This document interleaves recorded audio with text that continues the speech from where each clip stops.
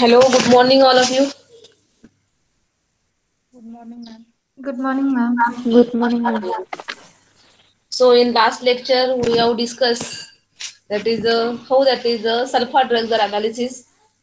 There are various analytical techniques by which sulfur drugs are analyzed. So, which techniques we have discussed in last lecture? Can anyone student tell me?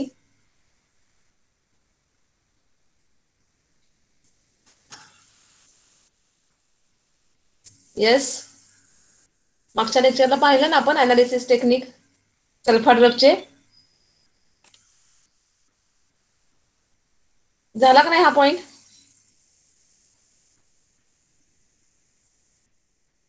हो ma'am झालं. कुठले कुठले technique आपण पाहिलेत? आपण 2-3 टेक्निकचे check म्हणजे बघितले आणि त्याच्यानंतर आपण लेक्चर बंद केलं होतं वेळ संपला म्हणून. सांगा मला कुठले कुठले टेक्निक आपण डिस्कस केलेत?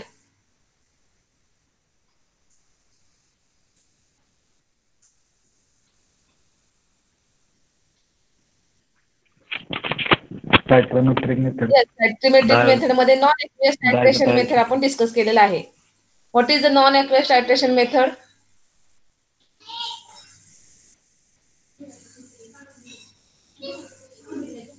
समजलं नाही का तुम्हाला काय?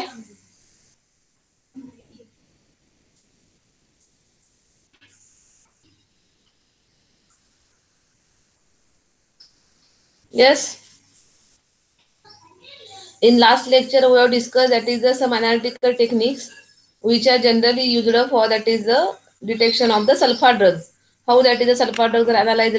There that is the various forms of the sulfur drugs. Which are these forms?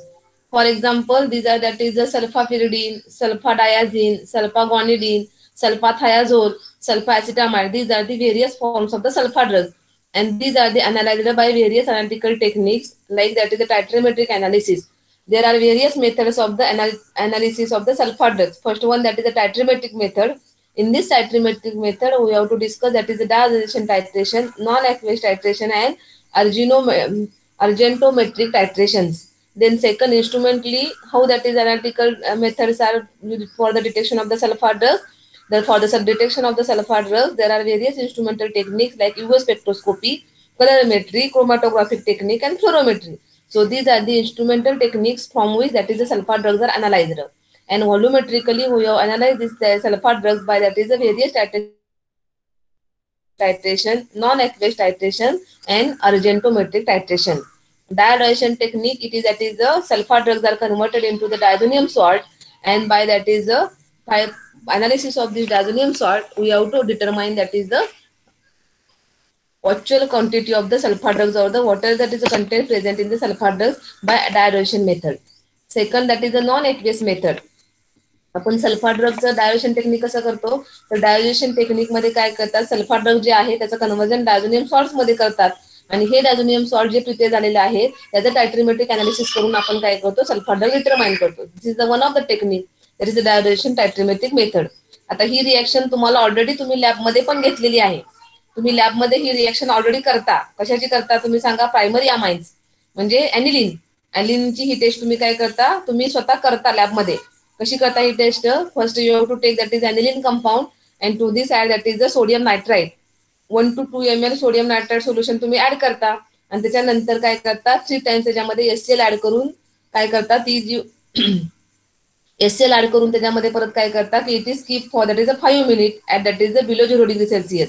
0 degree सेल्सिअसच्या खाली तुम्ही काय करता ती टेस्ट तशीच ठेवून देता. आता तेव्हा काय होतं की सोडियम नायट्राइट आणि एससीएलच्या प्रेझेन्समध्ये aniline is converted into the diazonium salt. म्हणजे इथं तुमचा हा डायझोनियम सॉल्ट इथं काय होतं तयार होतो हा. आणि त्याच्यानंतर परत तुम्ही काय करता बीटा नॅफ्थॅलिन एनएओए बीटा नॅफ्थॅलिन एनएओए त्याच्यामध्ये काय करता ऍड करता. बीटा नॅफ्थॅलिन एनएओए जेव्हा ऍड करता तेव्हा इथला सीएल जो आहे तो काय होतो तुमचा रिमूव्ह होतो आणि इथं बीटा नॅफ्थॉलची रिंग काय होते जॉईन होते. म्हणजे हा बीटा ॲझोनॅफ्थॉलचा डाय तुमचा तयार होतो आणि हा कसा आहे दॅट इज ऑरेंज कलरचा आहे.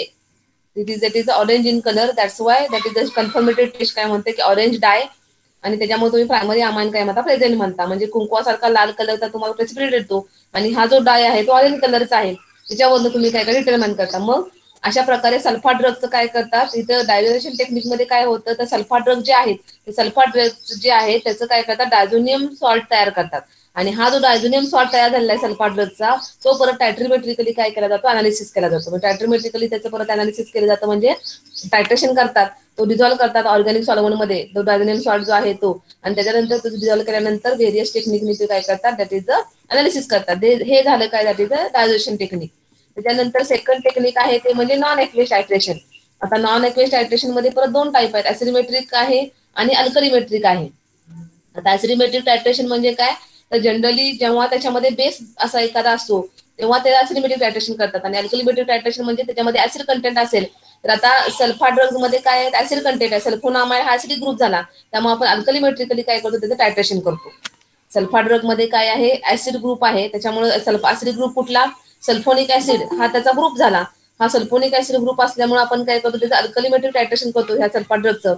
आणि नॉन एक्वेस टायट्रेशन मेथड्स म्हणजे generally in which that is the sulpha drugs are soluble in the organic solvent. म्हणजे वॉटरच्या ऐवजी आपण जेव्हा ऑर्गॅनिक सॉल्व्हंट वापरतो त्या टायट्रेशनला, तेव्हा त्याला काय म्हणतात, नॉन एक्वेस टायट्रेशन. म्हणजे इथं आपण कुठलंही वॉटर वापरत नाही. जनरली सल्फा म्हणजे सगळे जे ड्रग सॅम्पल आहे ते डिझॉल्व्ह करण्यासाठी किंवा इतर सगळ्यासाठी आपण जेव्हा अल्कोहोल वापरतो, म्हणजे अल्कोहोल सॉल्व्हंट मध्ये, आता जनरली एक्वेस टायट्रेशन कसे असतात, सगळे कंटेंट आपल्या वॉटरमध्ये सोल्युबल असतात आणि आपण तिथे टायट्रेशन करतो. पण नॉन एक्वेस टायट्रेशन मध्ये जे आपल्याला सॅम्पल घ्यायचं आहे ते आपण काय करतो, अल्कोहोल मध्ये डिझॉल्व्ह करून घेतो, म्हणजे ऑर्गॅनिक सॉल्व्हंट मध्ये. अल्कोहोल म्हणजे अल्कोहोल नाही, इतर ऑर्गॅनिक सॉल्व्हंट मध्ये आपण काय करतो, ते सॅम्पल डिझॉल्व्ह करून घेतो आणि मग त्याचं टायट्रेशन करतो. त्याला काय म्हणतात, दॅट इज नॉन एक्वेस टायट्रेशन. आता हे जे टायट्रेशन आहे त्याच्यासाठी टायट्रेशनसाठी जे टायट्रंट वापरतात तर ते कुठले कुठले आहेत, तर सोडियम मिथॉक्साइड आहे किंवा पोटॅशियम मिथॉक्साइड आहे किंवा लिथियम मिथॉक्साइड आहे. हे टायट्रंट म्हणून वापरतो आपण नॉन एक्वेस टायट्रेशनसाठी. त्यानंतर सॉल्व्हंट कुठले वापरतो आपण, एन ब्युटिलामाइन किंवा मार्फोलिन. आणि बेस कुठला वापरतो, डीएमएफ किंवा अनहायड्रस पिरिडीन. आणि इंडिकेटर कुठला आहे, थायमॉल ब्ल्यू. हा काय आहे, 0.1 नॉर्मल अल्कली मिथॉक्साइड इंडिकेटर आणि थायमॉल ब्ल्यू इंडिकेटर, हे दोन इंडिकेटर यासाठी वापरतात. आता ही ऍक्च्युअल मेथड कशी आहे बघा, आपण ही मागच्या लेक्चरला सगळी डिस्कस केलेली आहे. ऍक्च्युअल मेथड मध्ये काय होतं, माझा आवाज येतोय का रे सगळ्यांना? येतोय मॅडम. Yes ma'am. ठीक आहे. आता ऍक्च्युअल मेथड मध्ये काय होतं बघा, की जो टायट्रंट आहे तो टायट्रंट कुठला वापरलेला आपण, सोडियम मिथॉक्साइड. तर this sodium methoxide is prepared in situ. म्हणजे इन सिटू तो काय करायला जातो, तयार करावा लागतो. आपण डायरेक्ट मार्केटमधला अवेलेबल सोडियम मिथॉक्साइड वापरत नाही, कारण ते लगेच मॉइश्चर कॅप्चर करून घेतो आणि त्याच्यामुळे काय होतं की आपले रिडिंग जे येतात ते काही व्यवस्थित येत नाहीत. कारण जर त्याच्यामध्ये थोडा जरी मॉइश्चर कंटेंट असला तरी आपलं रिडिंग चुकणार आहे. त्याच्यामुळे इन सिटू काय करावं लागतं, सोडियम मिथॉक्साइड तयार करावं लागतं. आता सोडियम मिथॉक्साइड इन सिटू कसं तयार करतात, तर जनरली आपण काय करतो की सोडियम मेटल जो आहे तो सोडियम मेटल घेतो. म्हणजे आता for example sodium metal Na, the sodium metal reacts with that is a methanol CH3OH. Methanol बरोबर सोडियम मेटल काय होतं, रिॲक्ट होतो. तेव्हा इथं काय तयार होतं, CH3ONA. हा सोडियम मिथॉक्साइड हा काय होतो, सॉलिड कलर व्हाईट कलरची पावडर तयार होते. आणि प्लस इथं काय तयार होणार आहे, तुमचं वॉटर. तर ही तुमची तिथं काय होते, रिॲक्शन होते. आता ही प्रोसेस कशी आहे, तर 40 ml मिथॅनॉल आपण काय करायचं, इंटोल्ड ड्राय कोनिकल फ्लास्कमध्ये. आता हे सगळंचे सगळं मॉइश्चर फ्री लागतं, कारण सगळे जे ग्लासवेअर्स वगैरे वापरतो आपण ते सगळे मॉइश्चर फ्री लागतात. तर आपण काय करतो, एका कोनिकल फ्लास्क मध्ये 40 ml मिथॅनॉल घ्यायचं and to this add that is 50 ml toluene. After that there is addition of the sodium metal.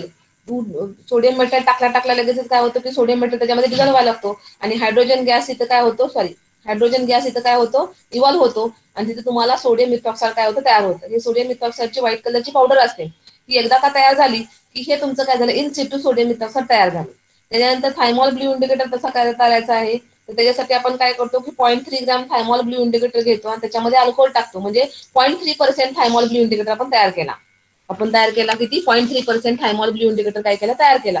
Generally फिनॉल्फथॅलीन indicator असेल किंवा हे सगळे इंडिकेटर असतात, ते इंडिकेटर किती असतात, 1 to 2% मध्ये आपण वापरतो. 1 to 2% म्हणजे 1 gram in 100 ml of that alcohol or maybe in any organic solvent. This is that is 1%. आता थायमॉल ब्ल्यू इंडिकेटर इथं आपण जो वापरलेला आहे सल्फा ड्रग्ज अनालिसिस करण्यासाठी, तो किती पर्सेंटचा आहे, 0.3%चं अनालिसिस करण्यासाठी आपण सल्फा ड्रग्जसाठी वापरतो थायमॉल ब्ल्यू इंडिकेटर. आता ही जी ऍक्च्युअली आपण असं करतो, म्हणजे नॉन एक्वेस टायट्रेशन जे करतो ते कसं करतो, तर आपण काय करतो की सल्फा ड्रग्जचं आपल्याला जे अनालिसिस करायचं आहे त्याचं 20 टॅब्लेट घेऊन त्या काय करतो, ग्राइंड करून त्याची फाईन पावडर केली जाते. First that is a weigh accurately 20 tablets and then grind it and to make that is a fine powder. After the formation of the grind fine powder of the sulpha drug then to this add that is 1 to 2 milligram of sulfathiazole. 1 to 2 milligram sulfathiazole त्याच्यामध्ये add केलं जातं. And to this add that is 25 ml DMF. Dimethyl formamide काय करतं 25 ml त्याच्यामध्ये add केलं जातं. त्याच्यानंतर त्याच्यामध्ये 2 ड्रॉप्स काय टाकतात थायमॉल ब्ल्यूचे इंडिकेटरचे ड्रॉप त्याच्यामध्ये ऍड केले जातात. आणि त्याच्यानंतर हे जे सोल्युशन आहे कोनिकल फ्लास्क मधलं तेच आपण काय करतो सोडियम मिथॉक्साइड बरोबर काय करतो टायट्रेट करतो. आता सोडियम मिथॉक्साइड बरोबर टायट्रेट केल्यानंतर आता इथे तुम्ही म्हणाल की सोडियम मिथॉक्साइड बरोबर टायट्रेट कसं करणार, कारण आपण इथे नॉन ऍक्वेस टायट्रेशन आहे, म्हणजे इथे आपण कुठेही पाणी वापरत नाही. इथे तुमच्या लक्षात येते का बघा, नॉन ऍक्वेस टायट्रेशन मध्ये आपण कुठेही पाणी वापरत नाही. त्यामुळे सोडियम मिथॉक्साइड हा एजंट जो आहे तो अल्कोहोलमध्ये डिझॉल्व्ह केलेला असतो. त्याच्यानंतर इथं बघा आपण टॅब्लेट ज्या घेतले त्या कशामध्ये केले डिझॉल्व्ह, पण DMF मध्ये डिझॉल्व्ह केलेले आहेत.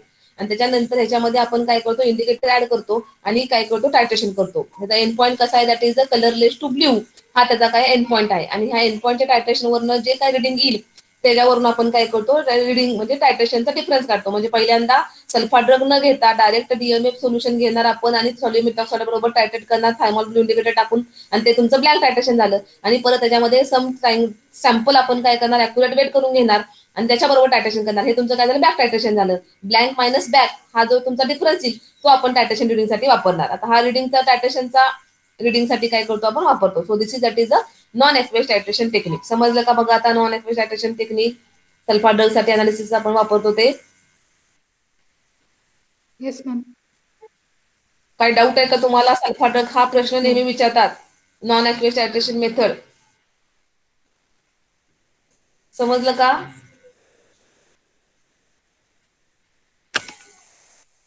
त्याच्यानंतर नेक्स्ट टायट्रेशन मेथड आहे ती म्हणजे argentometric titration. Argentometric titrations are nothing but these are the precipitation titrations. Means that is a formation of the precipitation. Means silver nitrate सारखे रिएजंट आपण इथं वापरतो टायट्रेट म्हणून, म्हणजे तेव्हा काय होतं की क्लोराइड्स ब्रोमाइड्स आणि आयोडाइड्स आहेत त्याचा सिल्वर नायट्रेट बरोबर काय होतं प्रेसिपिटेट फॉर्म होतो. आणि हा जो प्रेसिपिटेट आहे तो आपण काय करतो डिझॉल्व्ह करून टायट्रेशन करतो. त्यालाच काय म्हणतात that is a precipitation titration किंवा argentometric titration. So this technique is also used for the determination of the sulpha drug. आणि आता ही जी प्रोसिजर आहे ती ही प्रोसिजर कशी आहे सल्फा ड्रगला अर्जेंटोमेट्रिक टायट्रेशन कसे वापरतो, तर त्याच्यामध्ये काय करतो की आपल्याला जे सल्फा ड्रगचं सॅम्पल अनालिसिस करायचं आहे ते 0.2 to 0.3 ग्रॅम सॅम्पल आपण काय करतो कोनिकल फ्लास्क मध्ये वेट करून घेतो. त्याच्यानंतर this is dissolved in the 0.1 normal NaOH. हे जे सॅम्पल आहे ते 0.1 नॉर्मल NaOH मध्ये डिझॉल्व्ह केलं जातं. त्याच्यानंतर त्याच्यामध्ये काय टाकतात that is the solution is adjusted to give that is the blue color with that is the thymolphthalein. Thymolphthalein indicator टाकून हे काय करतात that is the green colour त्या सोल्युशन ब्ल्यू कलर त्या सोल्युशनला येतो. त्याच्यानंतर हे जे व्हॉल्यूम आहे ते त्याच्यामध्ये 50 ml वॉटर ऍड करून काय केलं जातं डायल्यूट केलं जातं. आणि त्याच्यामध्ये परत काय करायचं add that is the 0.1 normal sulphuric acid H2SO4 त्याच्यामध्ये 0.1 नॉर्मल त्याच्यामध्ये ऍड केलं जातं. आणि हा जो ब्ल्यू कलर आहे तो काय होतो डिसॅपियर होतो. हा ब्ल्यू कलर डिसायपेअर झाल्यानंतर त्याच्यामध्ये आपण काय करतो 25 ml सिल्वर नायट्रेट 0.1 नॉर्मलचं सिल्वर नायट्रेट त्याच्यामध्ये ऍड करतो. आता हे ऍड केल्यानंतर काय होईल की त्या ड्रग मध्ये जे क्लोराइड्स आहेत किंवा आयोडाइड्स आहेत किंवा ब्रोमाइड्स आहेत ते काय होतील सिल्वर नायट्रेट बरोबर प्रेसिपिटेट काय करतील फॉर्म करतील. आपण एक्सेस वापरलेला आहे सिल्वर नायट्रेट आपण काय केलेलं एक्सेस वापरलेला आहे त्यातला सम पार्ट काय होईल सिल्वर नायट्रेटचा प्रेसिपिटेट तयार करण्यासाठी वापरला जाईल. आणि उरलेलं जे आहे ते आपण काय करतो whole mixture is allowed to stand in the dark. म्हणजे आता डार्क मध्ये अंधारामध्ये का ठेवतात तर साधारणतः लाईट मध्ये लगेच सिल्वर नायट्रेट डिसोसिएट होण्याची शक्यता असते. त्याच्यामुळे आपण नेहमी लक्षात बघतो आपण की सिल्वर नायट्रेटची बॉटल असते ती अंबर कलरची बॉटल असते. का तर काय होतं की सिल्वर नायट्रेट काय होतं डिकम्पोज होतं लाईटमध्ये.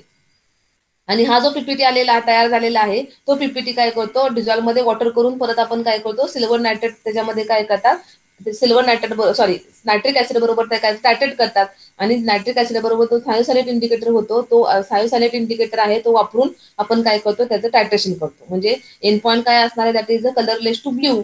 हा इंडिकेटर तुमचा काय असेल एंड पॉईंट असेल तर हा एंड पॉईंट आल्यानंतर आपण काय करतो परत व्हॉल्युमेट्रिकली त्याचं जे त्याच्याप्रमाणे काय करतो कॅल्क्युलेशन करतो आणि ब्लँक टायट्रेशन आणि बॅक टायट्रेशन हा डिफरन्स घेऊन आपण काय करतो दोन्हीमध्ये किती ड्रग्स म्हणजे ड्रग मध्ये किती सॅम्पल आहे क्लोराइडचं किंवा आयोडाइडचं हे आपण काय करतो डिटरमाइन करतो. So this is that is a precipitation titration technique to determine that is the contains chloride contents in the or the halide contents in the sulfur drug. sulfur drug मध्ये halide contents आहेत ते precipitation titration ने आपण काय करतो determine करतो. समजलं का precipitation titration? आता काही डाऊट आहे का त्याच्यामध्ये?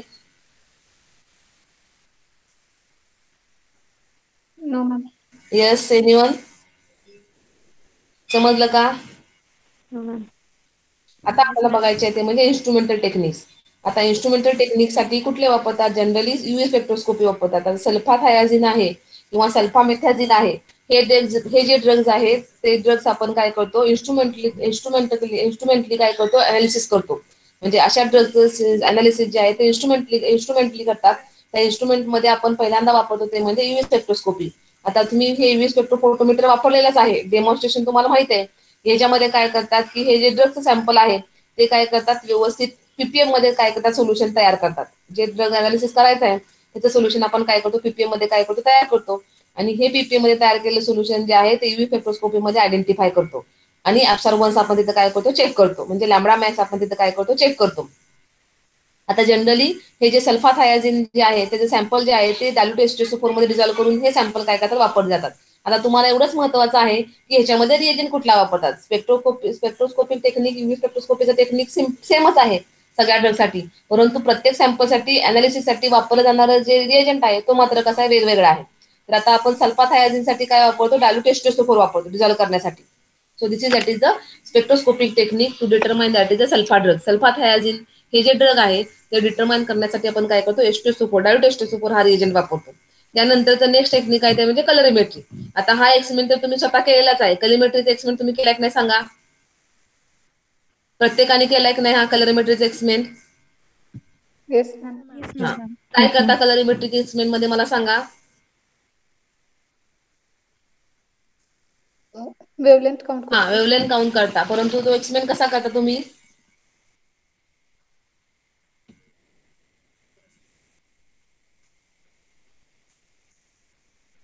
कसा एक्सपेरिमेंट करता? केलाय की नाही? टीवाय ला केलाय, एमएससी ला केलेला आहे, आता झालेला आहे कलरिमेट्रिक अनालिसिस?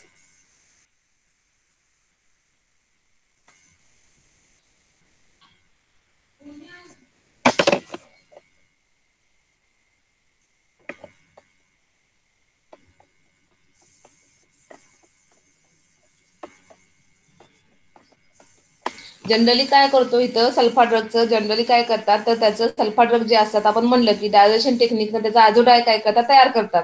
आणि हा जो आजोडाय आहे तो कलर्ड असतो, त्याच्यामुळे आपण कलरिमेट्रिकली त्याचं टायट्रेशन एस्टिमेशन करून काय करतो की किती आजोडाय आहे तो आपण काय करतो, किती प्रमाणात आजोडाय तयार झालाय त्या पद्धतीने आपण काय करतो, त्याचा अनालिसिस करतो. म्हणजे first we have to prepare that is the concentration of the sample. First, we have to prepare that is the various samples concentrations of the sample, and then one by one the sample is analyzed in the colorimetry. By that is the with standard solution आपण एक standard solution तयार करतो ज्याच्यामध्ये आपल्याला concentration माहित असतं. त्या standard concentration बरोबर बाकीचे आपण काय करतो, दॅट इज द आपण जे कॉन्सन्ट्रेशन तयार केले ते कॉन्सन्ट्रेशन आपण काय करतो, डिटरमाइन करतो आणि म्हणजे अनालिसिस करतो. आणि अननोन कॉन्सन्ट्रेशनचं जे आहे त्याचं कॉन्सन्ट्रेशन आपण काय करतो, डिटरमाइन करतो. अशा पद्धतीनं इथं पण काय करतात, सल्फा ड्रगचे सॅम्पल जे आहेत त्याचं काय करतात, आजोडाय तयार करतात. म्हणजे डायजेशन रिएक्शन करून त्याची आजोडाय तयार करतात. आणि हा आजोडाय तो कलर्ड आहे, तो आजोडाय जो कलर्ड आहे तो जे परत व्हेरियस कॉन्सन्ट्रेशन तयार करतात त्या सॅम्पलचे. आणि अननोन कॉन्सन्ट्रेशनचे सॅम्पल आपण काय करतो, स्टँडर्ड बरोबर कम्पेअर करून काय करतो, डिटरमाइन करतो. आता ही जो एक्सपेरिमेंट टेक्निक आहे ते तुम्हाला माहिती आहे कारण तुम्ही हे केलेलं आहे. तुम्ही कशाचं केलेलं बघा सांगा, केमेनो4 टेक्निक, केमेनो4 सोल्युशनचं तुम्ही केलेलं आहे कलरिमेट्रिक एस्टिमेशन, केलंय की नाही? पोटॅशियम पर मॅग्नेट किंवा कॉपर सल्फेटचं पण केलं असेल, कॉपर सल्फेट पण केलं रे कलरिमेट्रिक अनालिसिस? हो हो हा, केले. मग तुम्ही एक्सप्लेन करताना काय करता मला सांगा, एक्सप्लेन प्रोसिजर तुम्ही एक्सप्लेन करा, मला सांगा एक्सप्लेन तुम्ही कसा केला. हा मराठीत सांगितलं तरी चालेल, इथं महत्वाचं आहे आपल्याला समजणं. स्टॉक सोल्युशन पासून सेपरेट कॉन्सन्ट्रेशन हा, मध्ये आपण एक स्टँडर्ड सोल्युशन सोल्युशन प्रिपेअर केलेलं असतं, ते स्टॉक सोल्युशन असतं. त्या स्टॉक सोल्युशन पासून तुम्ही काय करता, वेगवेगळ्या कॉन्सन्ट्रेशनचे 4-5 सोल्युशन काय करता, तयार करता.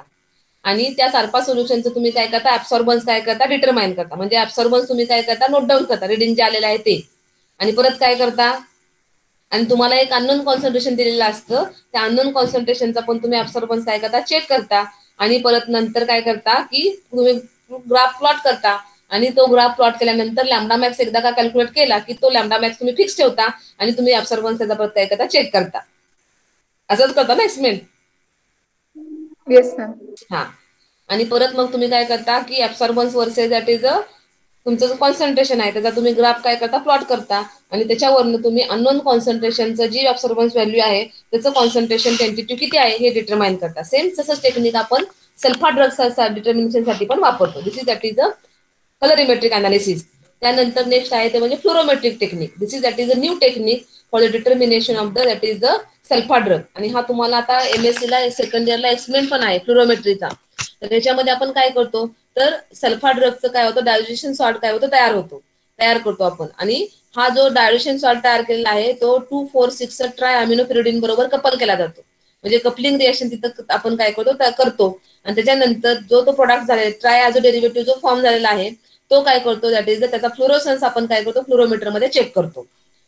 हा जो फ्लोरोसन्स आहे तो काय करतो आपण सेम हे पण कलरिमेट्री सारखं काय असं इन्स्ट्रुमेंट आहे. जसं कलरिमेट्रीचं इन्स्ट्रुमेंट आहे त्याचंच फ्लोरोमेट्रीचं इन्स्ट्रुमेंट आहे. त्याच्यावरती आपण काय करतो पहिल्यांदा स्टँडर्ड सॅम्पल जे आहे त्याचा अनालिसिस त्याचं फ्लोरोमेट्रिकली काय करतो रिडिंग घेतो. फ्लोरोमीटरवरती त्याचं काय करतो रिडिंग घेतो आणि त्याच्यानंतर परत काय करतो की जे वेगवेगळे परत नंतर तुमचे जे वेगवेगळे कॉन्सन्ट्रेशनचे सोल्युशन केलेले आहेत त्याचा परत काय होतो फ्लोरोसन्स आपण काय करतो चेक करतो. आता जनरली फ्लोरोमेट्रिक टेक्निक मध्ये काय करतो आपण फ्लोरोसन्स काय करतो चेक करतो. आता फ्लोरोसन्स म्हणजे काय हे तुम्हाला माहिती आहे, सांगा मला फ्लोरोसन्स म्हणजे काय.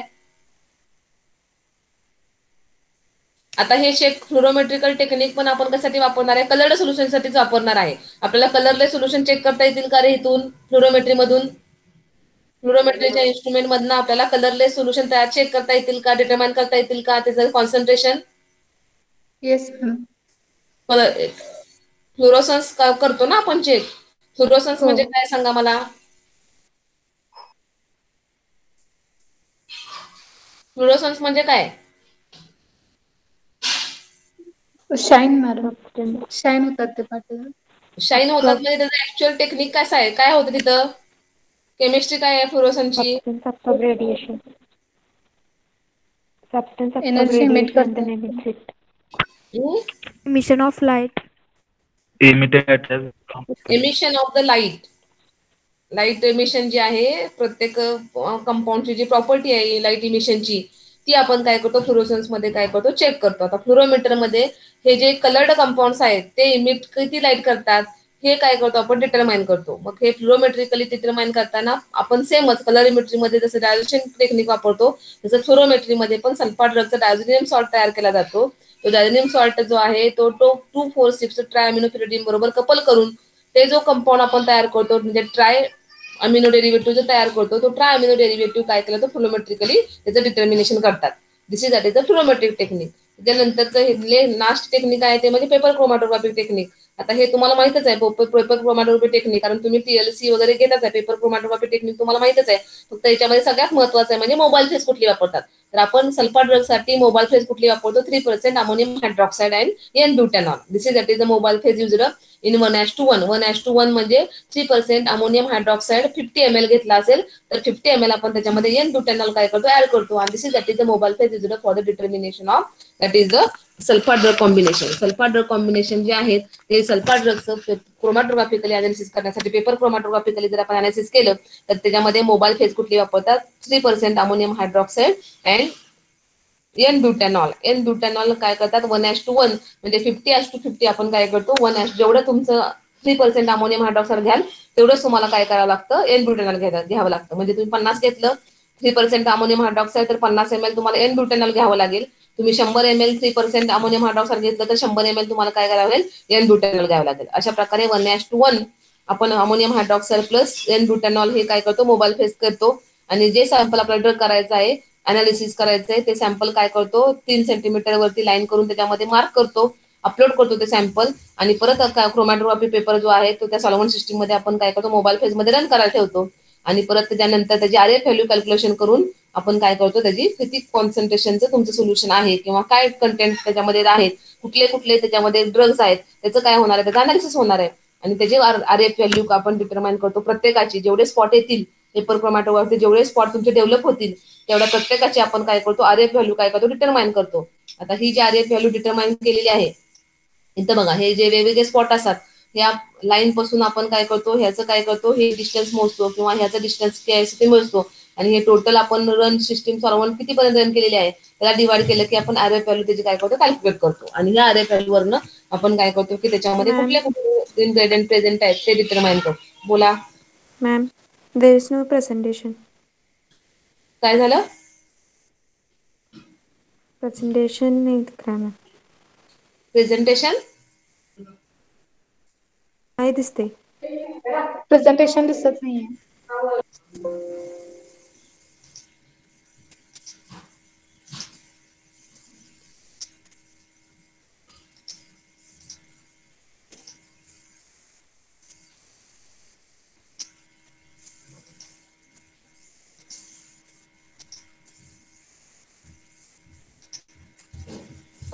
आता बघा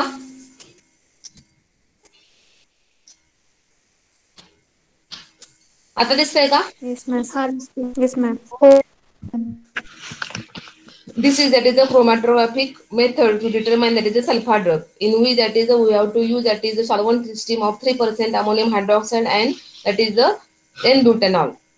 This is that is the mobile phase we use that is for the detection of the sulfur drug by chromatographic technique in which we have to calculate that is the RF value which of the different gradients of the different compositions present in the sulfur drug. आता त्या sulphur drug मध्ये जे जे composition present असणार आहेत त्याचे तुम्हाला इथं काय दिसेल वेगवेगळे स्पॉट दिसतील आणि हे जे वेगवेगळे स्पॉट दिसतात ते वेगवेगळे स्पॉट कशाचे असतील तुमच्या त्याच्यामध्ये तेवढे कंटेंट्स काय असणार त्या सल्फर ड्रग मध्ये असणार आहेत.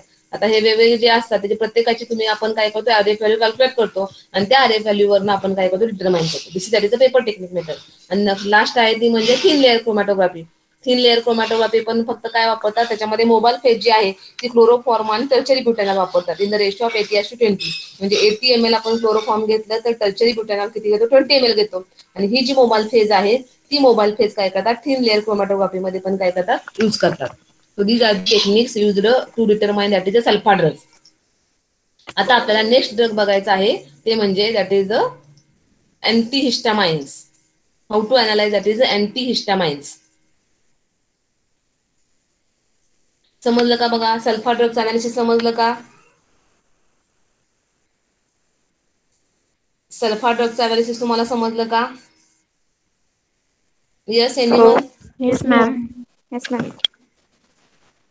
ओके आता आपल्याला नेक्स्ट अनालिसिस बघायचं आहे ते म्हणजे अँटीहिस्टामाइन्स.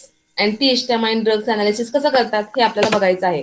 त्यासाठी पण हेच सगळे टेक्निक वापरतात म्हणजे कलरीमेट्री वापरतात, फ्लोरोमेट्री वापरतात, थिन लेअर वापरतात, नॉन ॲक्वेस टायट्रेशन मेथड्स वापरतात, टायट्रीमेट्रिक अनालिसिस वापरतात पण त्याच्यामध्ये वापरण्यात जाणारे रिएजंट्स मात्र काय सगळे वेगवेगळे आहेत. आता अँटीहिस्टामाइन्स म्हणजे कुठले आहेत that is the drugs which are used for the allergy. That is the treatment of the allergy किंवा रिम्स ह्याच्यावरची ट्रीटमेंट जी वापरतात त्याला काय म्हणतो आपण अँटीहिस्टामाइन्स म्हणतात. Antihistamines are the drugs which are the treat that is allergic rims and other allergic disorders. Allergic disorder जे आहे त्या क्युअर करण्यासाठी जे ड्रग वापरतात त्याला आपण काय म्हणतो अँटीहिस्टामाइन्स म्हणतो. समजलं का आधी अँटीहिस्टामाइन ड्रग म्हणजे काय आहे ते? Yes ma'am. कुठले ड्रग्ज आहे ते ॲलर्जिक डिसऑर्डर्स जे आहेत त्या क्युअर करण्यासाठी जे ड्रग वापरतात त्याला काय म्हणतो आपण अँटीहिस्टामाइन्स किंवा त्याला अँटी ॲलर्जिक असंही म्हणतात. आता ह्याच्यामध्ये कुठले कुठले ड्रग्स आहेत तर पहिला आहे ते म्हणजे cetirizine hydrochloride. This is that is the antihistamine drug generally used. Second drug आहे ते म्हणजे डायफिनहायड्रॅमाइन हायड्रोक्लोराइड आणि सायप्रोहेप्टॅटाइड हायड्रोक्लोराइड. सायप्रोहेप्टॅटिन हायड्रोक्लोराइड. These are the generally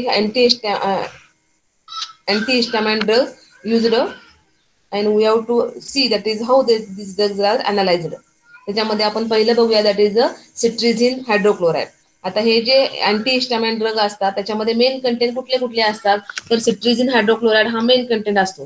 तुम्ही आता फॉर एक्झाम्पल तुम्हाला सांगायचं झालं तर सर्दी वगैरे ॲलर्जिक सर्दीची वगैरे गोळी असते लिवोज असते किंवा सिट्राझिन असते तर त्याच्यामध्ये मेन कंटेंट काय असतो सिट्राझिन हायड्रोक्लोराइड. त्याच्यामध्ये मेन कंटेंट काय असतो सिट्राझिन हायड्रोक्लोराइड. तर आता आपल्याला सिट्राझिन हायड्रोक्लोराइड कसं आयडेंटिफाय करायचं कसं अनालिसिस करायचं ते टेक्निक आपण बघणार आहोत. आता सिट्रिझिन हायड्रोक्लोराइड ह्याचा मोलिक्युलर फॉर्म्युला आणि स्ट्रक्चर बघा हे असं आहे. त्याच्यामध्ये काय बघा बेन्झिन रिंग आहे. बेन्झिन रिंगला परत पॅराफ्लोरोबेन्झिनची रिंग अटॅच आहे आणि परत हा that is the diazo compound ring काय झालेलं त्याला अटॅच झालेलं आहे. This is that is the cetirizine hydrochloride. This is that is the structure of citrizine hydrochloride. And now we have to discuss that is how that is the citrizine hydrochloride is analyzed. By various analytical techniques. आता हे वेगवेगळ्या analytical techniques कसं analysis करायचं हे आपण काय करणार आहोत बघणार आहोत. समजलं का सिट्रिझिन हायड्रोक्लोराइडचं स्ट्रक्चर तुम्हाला? वाटल्यास तर ही शेअर करणार आहे मी ही जी पीपीटी आहे तुम्हाला मी शेअर करणार आहे सगळ्या, त्यामुळे तुमच्या नोट्स काय होतील तुमच्या तयार होतील. आता ह्याच्यामध्ये ही व्हाईट कलरची पावडर आहे and generally this is that is the technique used to determine that is the cetirizine hydrochloride, that is the potentiometry, a convenient and useful method of determining the equivalence point of the titration, the point at which that is the stoichiometric analytical reactions is complete. म्हणजे पोटॅन्शिओमेट्रिकली आपण काय करतो सिट्रिझिन हायड्रोक्लोराइडचं analysis करतो. आता कसं करतो पोटॅन्शिओमेट्रिकली सिट्रिझिन हायड्रोक्लोराइडचं टायट्रेशन? तर याच्यामध्ये पोटॅन्शिओमेट्रिक टायट्रेशन करताना पहिली स्टेप काय आहे, ऍसे कसा असतो याचा, तर weight accurately about that is 0.1 gram of sample and result in that is 70 ml of mixture of 30 volumes of the water and 70 volumes of the acetone. म्हणजे 70:30 हे आपण ऍसिटोन आणि वॉटरचं काय करतो सोल्युशन कंपोजिशन तयार करतो आणि ते 70 ml घेऊन त्याच्यामध्ये 0.1 ग्रॅम सॅम्पल काय करतो डिझॉल्व्ह करतो. This is that is the first step to determine that is the cetirizine hydrochloride पोटॅन्शिओमेट्रिकली.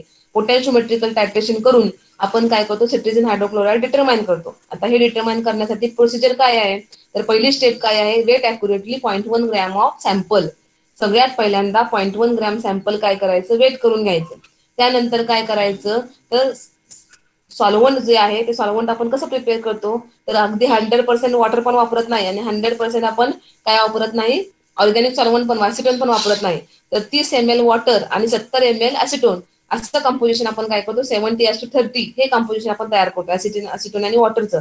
आणि ते 70 ml घेऊन त्याच्यामध्ये काय करतो हे 0.1 ग्रॅम सॅम्पल डिझॉल्व्ह करून घेतो. त्याच्यानंतर titrate with that is 0.1 molar sodium hydroxide to the second step point of the inflection. म्हणजे इथं टायट्रेशनसाठी आपण काय करतो 0.1 मोलार सोडियम हायड्रॉक्साईड वापरतो. आणि त्याच्यानंतर हा जो एंड पॉईंट आहे तो पोटॅन्शिओमेट्रिकली काय केला जातो डिटरमाइन केला जातो. आणि सेम त्याच परत काय होतं की ब्लँक टायट्रेशन कॅरी आउट करतो. म्हणजे विदाऊट आपण सॅम्पल न घेता काय करतो की पहिल्यांदा ब्लँक टायट्रेशन काय करतो पोटॅन्शिओमेट्रिकली कॅरी आउट करतो. आणि त्याच्यानंतर आपण हे रिलेशन जे आहे की 1 ml 0.1 molar sodium hydroxide correspond to that is 0.01539 gram of that is the cetirizine hydrochloride. ह्या इक्वेशन वरून आपण काय करतो परत किती अमाऊंट आहे हे आपण काय करतो डिटरमाइन करतो potentiometrically. So this is that is the technique, this is the actual method potentiometric titration method used to determine that is the cetirizine hydrochloride.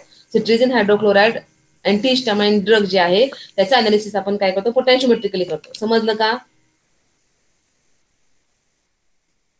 समजलं का? कुठलं वापरता सांगा, सॉल्व्हंट सिस्टीम कुठली वापरतो आपण त्यासाठी? 70 ml ऍसिटोन आणि 30 ml वॉटर. आणि टायट्रेशन कशाबरोबर करतो 0.1 मोलर सोडियम हायड्रॉक्साईड बरोबर काय करतो आपण टायट्रेशन करतो. आता हे जनरली कसं आहे ऍसिड बेस्ड टायट्रेशन आहे त्याच्यामुळे काय वापरतो आपण इथे इंडिकेटर कुठला वापरला असणार आहे सांगा?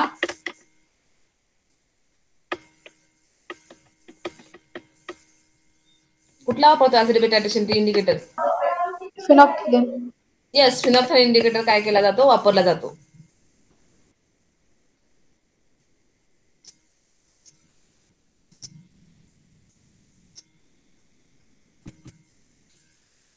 आता त्याच्यानंतर हे आपण बघितलं ते सिट्रिझिन हायड्रोक्लोराइडचं लिक्विड फॉर्म. आता सिट्रिझिन टॅबलेट जर असेल तर त्या टॅबलेटचं कसं करतो आपण लिक्विड क्रोमॅटोग्राफीने काय करतो अनालिसिस करतो.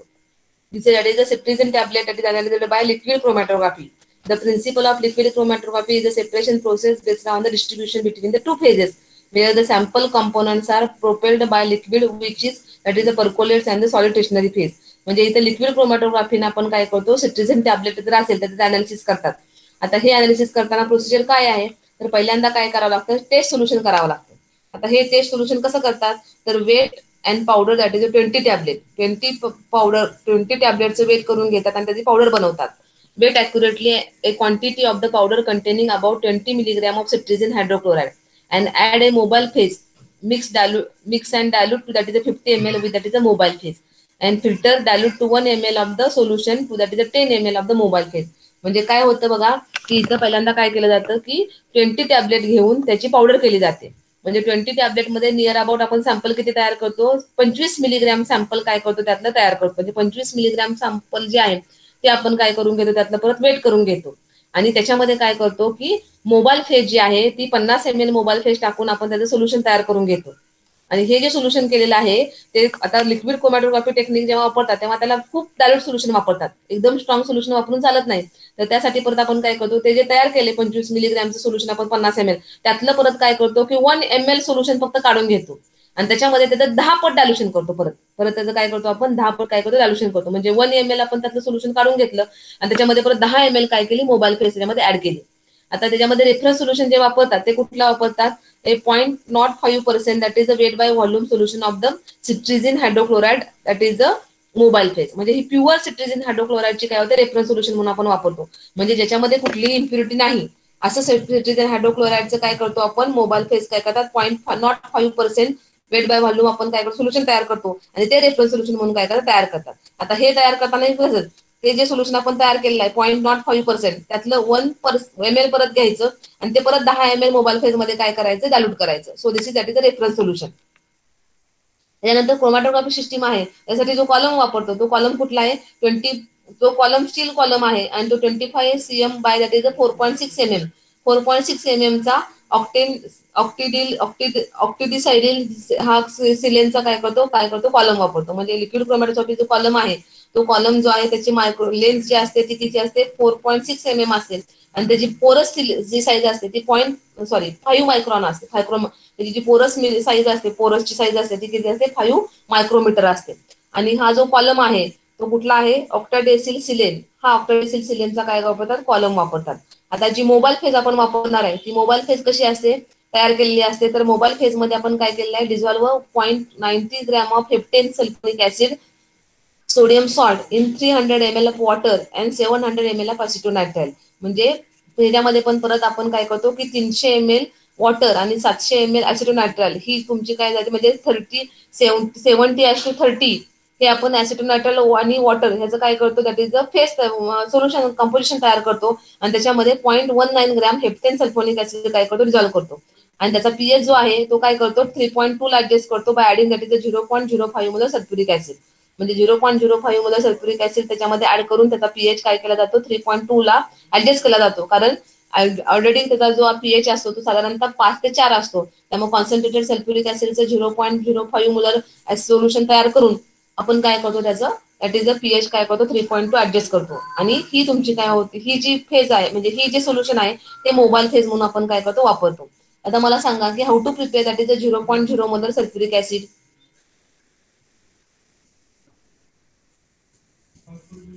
कसं प्रिपेअर करायचं 0.05 मोलरचं सल्फ्युरिक ऍसिड.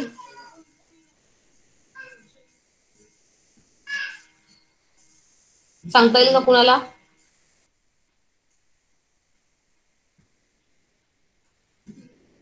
Yes anyone?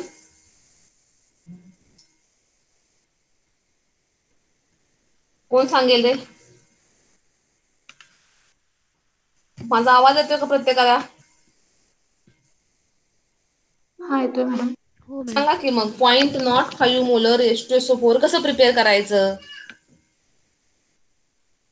आता मी हे सगळ्या प्रोसिजर आहे ते आपण जसं प्रॅक्टिकल करतो तशा पूर्णपणे मराठीत एक्सप्लेन करायला लागलेली आहे. का तर सगळ्याच्या सगळ्या टेक्निक व्यवस्थित तुम्हाला समजाव्यात. कारण एकतरी याचे पुस्तक अवेलेबल नाहीत आणि हा फार्मास्युटिकल टेक्निकचा टॉपिक हा तुम्हाला पूर्णपणे नवीन आहे. आपण हा ऑटोनॉमस मध्ये तुम्हाला ऍडिशन केलेला नवीन टॉपिक आहे. त्याच्यामुळं हे जे पुस्तक अवेलेबल आहे ते आपल्या लायब्ररीमध्ये पण पुस्तक नाहीत. मग मला सांगा की 0.05 मोलरचं H2SO4चं सोल्युशन प्रिपेअर करायचं आहे तर आपण ते कसं प्रिपेअर करणार.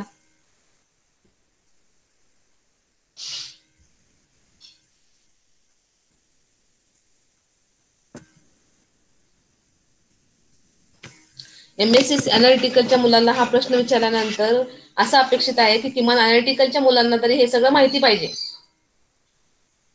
कंपनीमध्ये जाऊन अनालिसिस आता 6 महिन्यानंतर कंपनीमध्ये जाऊन अनालिसिस करणार आहात तुम्ही.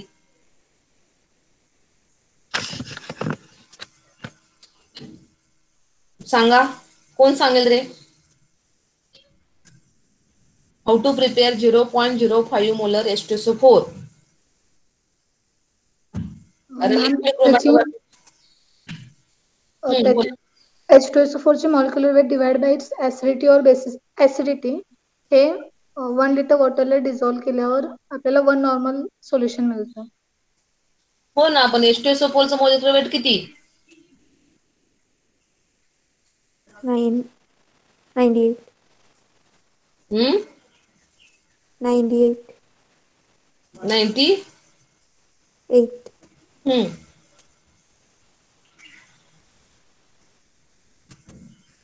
98 डिवाइड बाय 2 48 मॅम 44. हम्म आणि 44 जर 1 लिटरला डिझॉल्व्ह केलं तर 1 नॉर्मल सोल्युशन मिळणार आपल्याला. आणि त्याच्यापासून मग डायल्यूट करून 0.05 तेवढं मिळतं आपल्याला डायल्युशन केल्यावर. N1V1 is equal to N2V2 formula use करून. ऍक्च्युअली कॉन्सन्ट्रेटेड H2SO4 ची नॉर्मॅलिटी किती असते? Ma'am nearly 12 normal. कमर्शियली आपण लॅबमध्ये वापरतो ते. नाही, HCl ची तेवढी असते 11 नॉर्मल.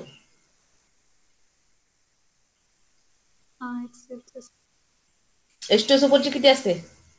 आपण जे कमर्शियल बल्क मध्ये अवेलेबल असते H2SO4 त्याची नॉर्मल किती नॉर्मलचं H2SO4 असतं ते?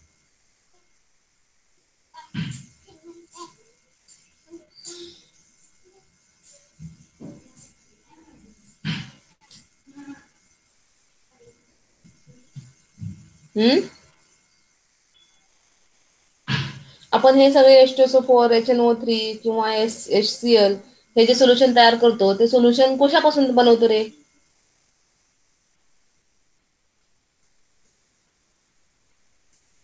कशापासून बनवतात हे सगळे सोल्युशन?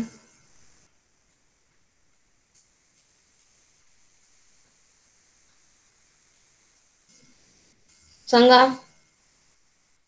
फॉर एक्झाम्पल मला आता काय करायचं आहे, 1 नॉर्मल HCl बनवायचं आहे. सांगा बरं मला प्रत्येकाने आता की 1 नॉर्मल HCl कसं तयार करणार मी तुम्हाला सांगितलं आता की कुणाला आता हा कोण आहे, आनंद सुतार आहे का? आहे का आनंद सुतार?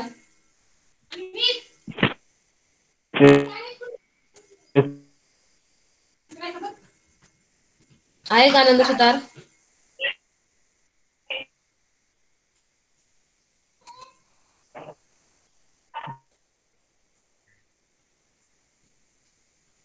सांग. How to prepare. मी आता सांगितलं की 2 नॉर्मल प्रिपेअर करायचं HCl. कसं प्रिपेअर करणार 2 नॉर्मल HCl?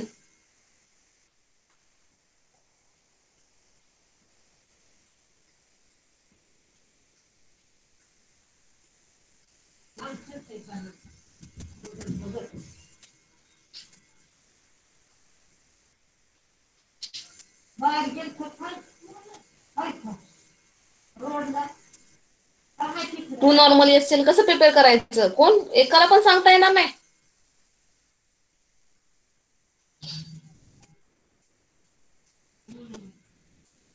काय उपयोग रे? आपण एवढं सगळं पुढचं अनालिसिस टेक्निक बघतोय. आपल्याला जर विचारलं बाबा की 2 नॉर्मल HCl कसं प्रिपेअर करायचं?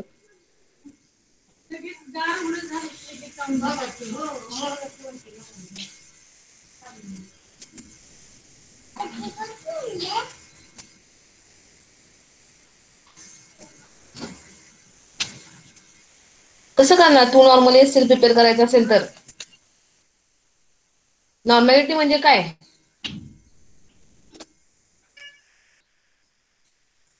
एक काम करा, पुढच्या लेक्चरला जरासं हे सोल्युशन कशी प्रिपेअर करायचे ना त्याची जरासं एक हे करून घ्या. मी प्रत्येकाला विचारणार आहे कसे सोल्युशन प्रिपेअर करायचे ते.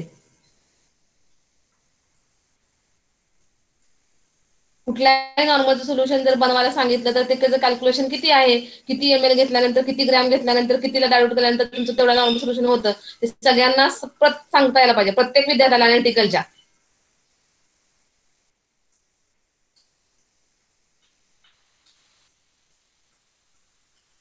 लिहून घ्या, कॅल्क्युलेशन सांगते मी तेवढे. 2 normal HCl, 6 normal HCl, 1.5 normal HNO3, 0.05 normal H2SO4,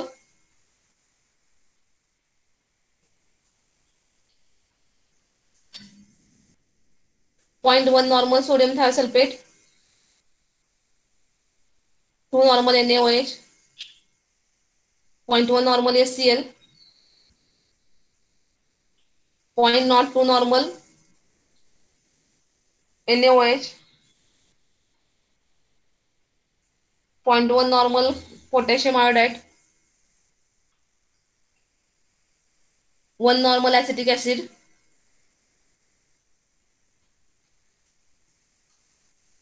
लिहिले का हे सगळे? आता हे सगळं काय करायचं होमवर्क म्हणून ह्याचे कॅल्क्युलेशन करायचे. किती तयार करणार? हे सगळे सोल्युशन 1 लिटर बनवायचे आहेत. आतापर्यंत मी सगळे सांगितले ते सगळे किती बनवायचे आहेत? 1 लिटर बनवायचे आहेत. तर मला प्रत्येकाने एक एक कॅल्क्युलेशन सांगायचं पुढच्या लेक्चरला किती घ्यावं लागेल ते.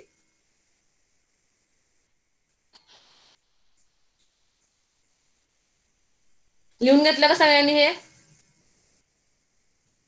आता मी सांगितलेले सगळे सोल्युशन? Yes ma'am. ठीक आहे. हे सगळ्याचे सगळे सोल्युशन किती बनवणार तुम्ही? 1 लिटरला कॅल्क्युलेशन करायचं प्रत्येकाचं. किती सांगितले मी आता बनवायला? नॉर्मल सोल्युशनचे किती सोल्युशन सांगितले सांगा? किती? 10 आहेत. 10 आहेत ना? हो. अजून घ्या. किती विद्यार्थी आहेत आपले? 18. प्रत्येकाला एक सोल्युशन तर विचारणारच आहे पुढच्या लेक्चरला.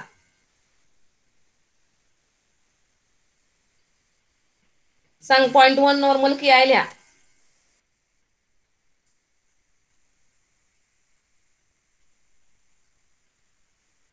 फाइव नॉर्मल H2SO4,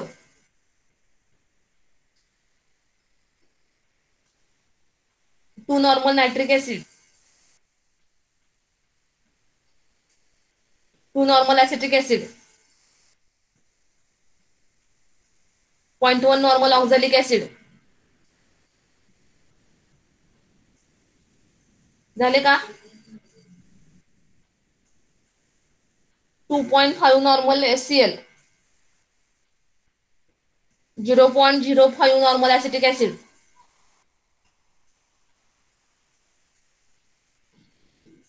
किती झाले रे? 16. 16. किती विद्यार्थी आहेत आपले? 18. 16 आहेत मॅडम. 16 आहेत. हो. ठीक आहे. प्रत्येकाला आता एक सोल्युशन येईल. प्रत्येकाने कॅल्क्युलेशन करायचं. कुणालाही मी कुठलाही विचारणार आहे.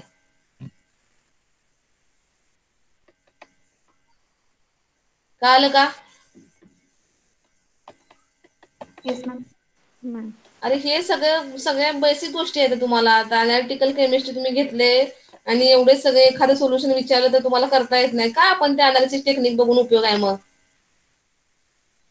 लॅब मधलं तुम्हाला एखादं सोल्युशन जर विचारलं करता कसं बनवायचं हा प्रश्न येत नसेल. आता MSc ची डिग्री घेऊन तुम्ही बाहेर पडणार.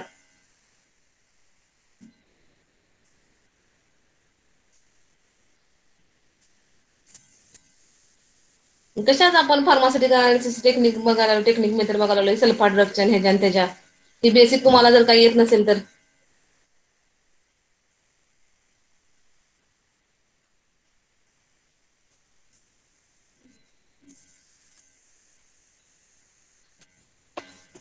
काय शिकतो आपण मग हे करून?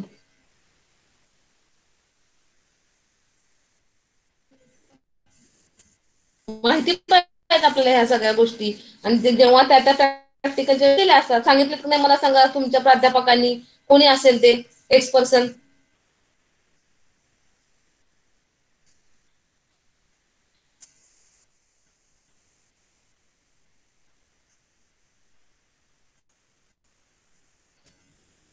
आणि आपण अनालिटिकल टेक्निक आपण हे सगळ्या अनालिसिसच्या प्रॅक्टिकलच्या प्रोसिजर बघतोय आपण सगळ्या. आणि त्याच्यामध्ये जर आपल्याला जर माहित नसेल बाबा की कसे सोल्युशन सगळे प्रिपेअर करायचे हे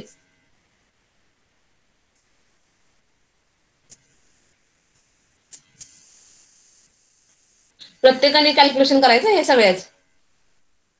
हा तुमचा होमवर्क आहे. पुढच्या लेक्चरला मला माझे 2 लेक्चर जरी गेले तरी चालतील ह्याच्यावर. कारण आता आपला टॉपिक संपत आलेला आहे. लास्टचे 2 पॉईंट शिल्लक राहिलेत आपले. म्हणजे हा शेवटचाच पॉईंट आहे सल्फा ड्रग हे अँटीहिस्टामाइन ड्रग अनालिसिस. टॉपिक संपतोय आपला इथे आता.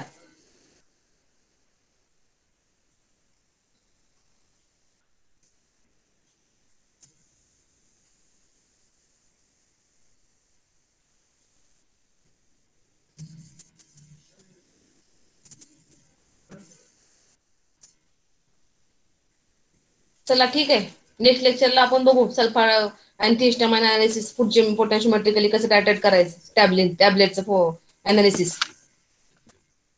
एवढा होमवर्क आहे तो करून घ्या. माझ्यानंतर कोणाचं लेक्चर आहे दुसरं? कोकाटे सर. आणि तुमचं सीआर कोण आहे? Yes ma'am. कोण आहे? राज काकडे मॅम. राज काकडे.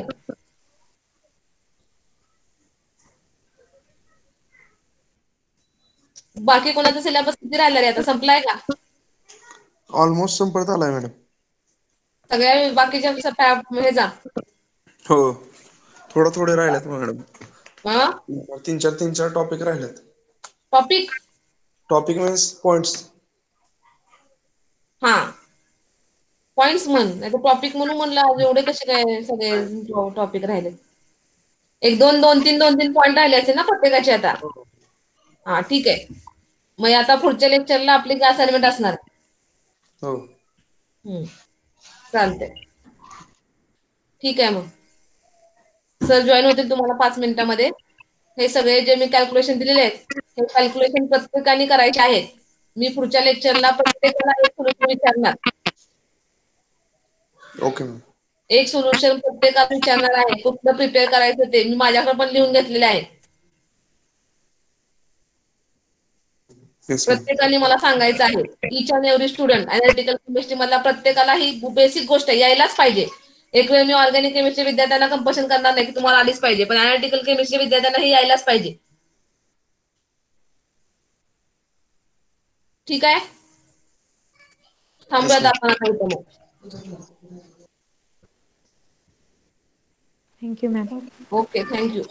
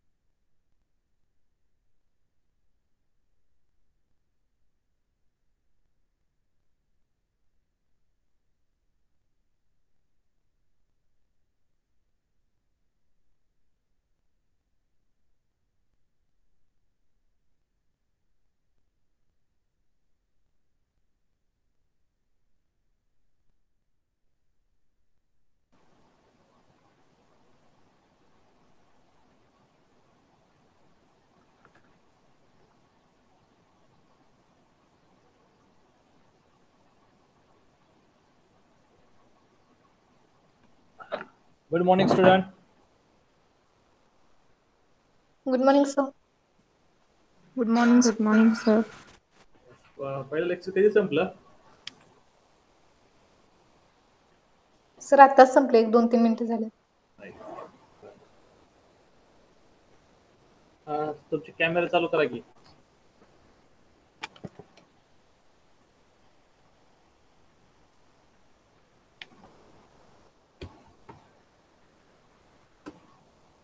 सर्वांचे कॅमेरे चालू करा.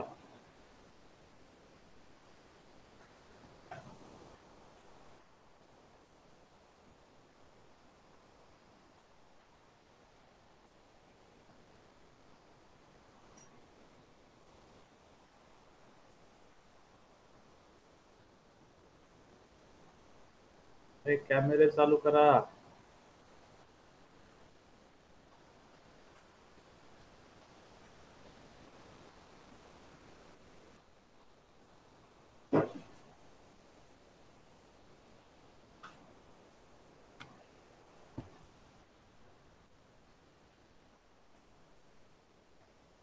काय झोप झाली नाही का अजून? बरेच चेहरे एकदम पे दिसत आहेत झोपेत.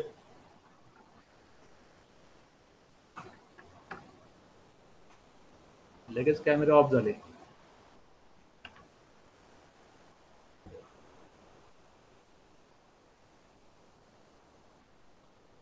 ओके,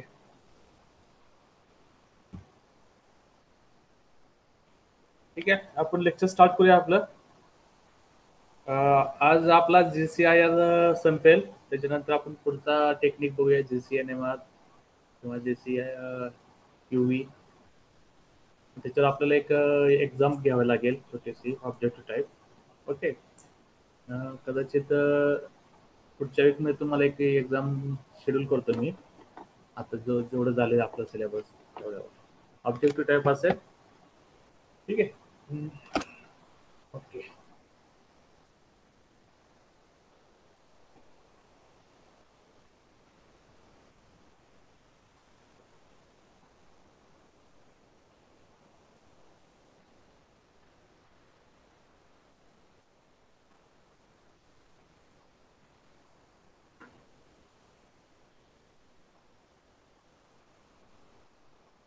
ओके, स्क्रीन दिसते सर्वांना?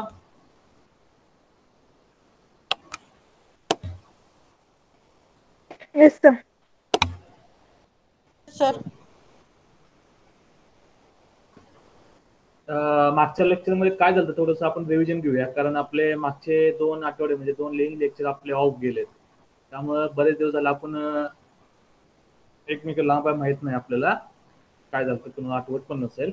So just we will take quick revision and then we'll start our main GCR part. So last lecture we have seen about GC FTR is the new technique. It's combination of the GC and IR. GC बद्दल तुम्हाला माहित झालेलं आहे सर्व. What is the role of GC?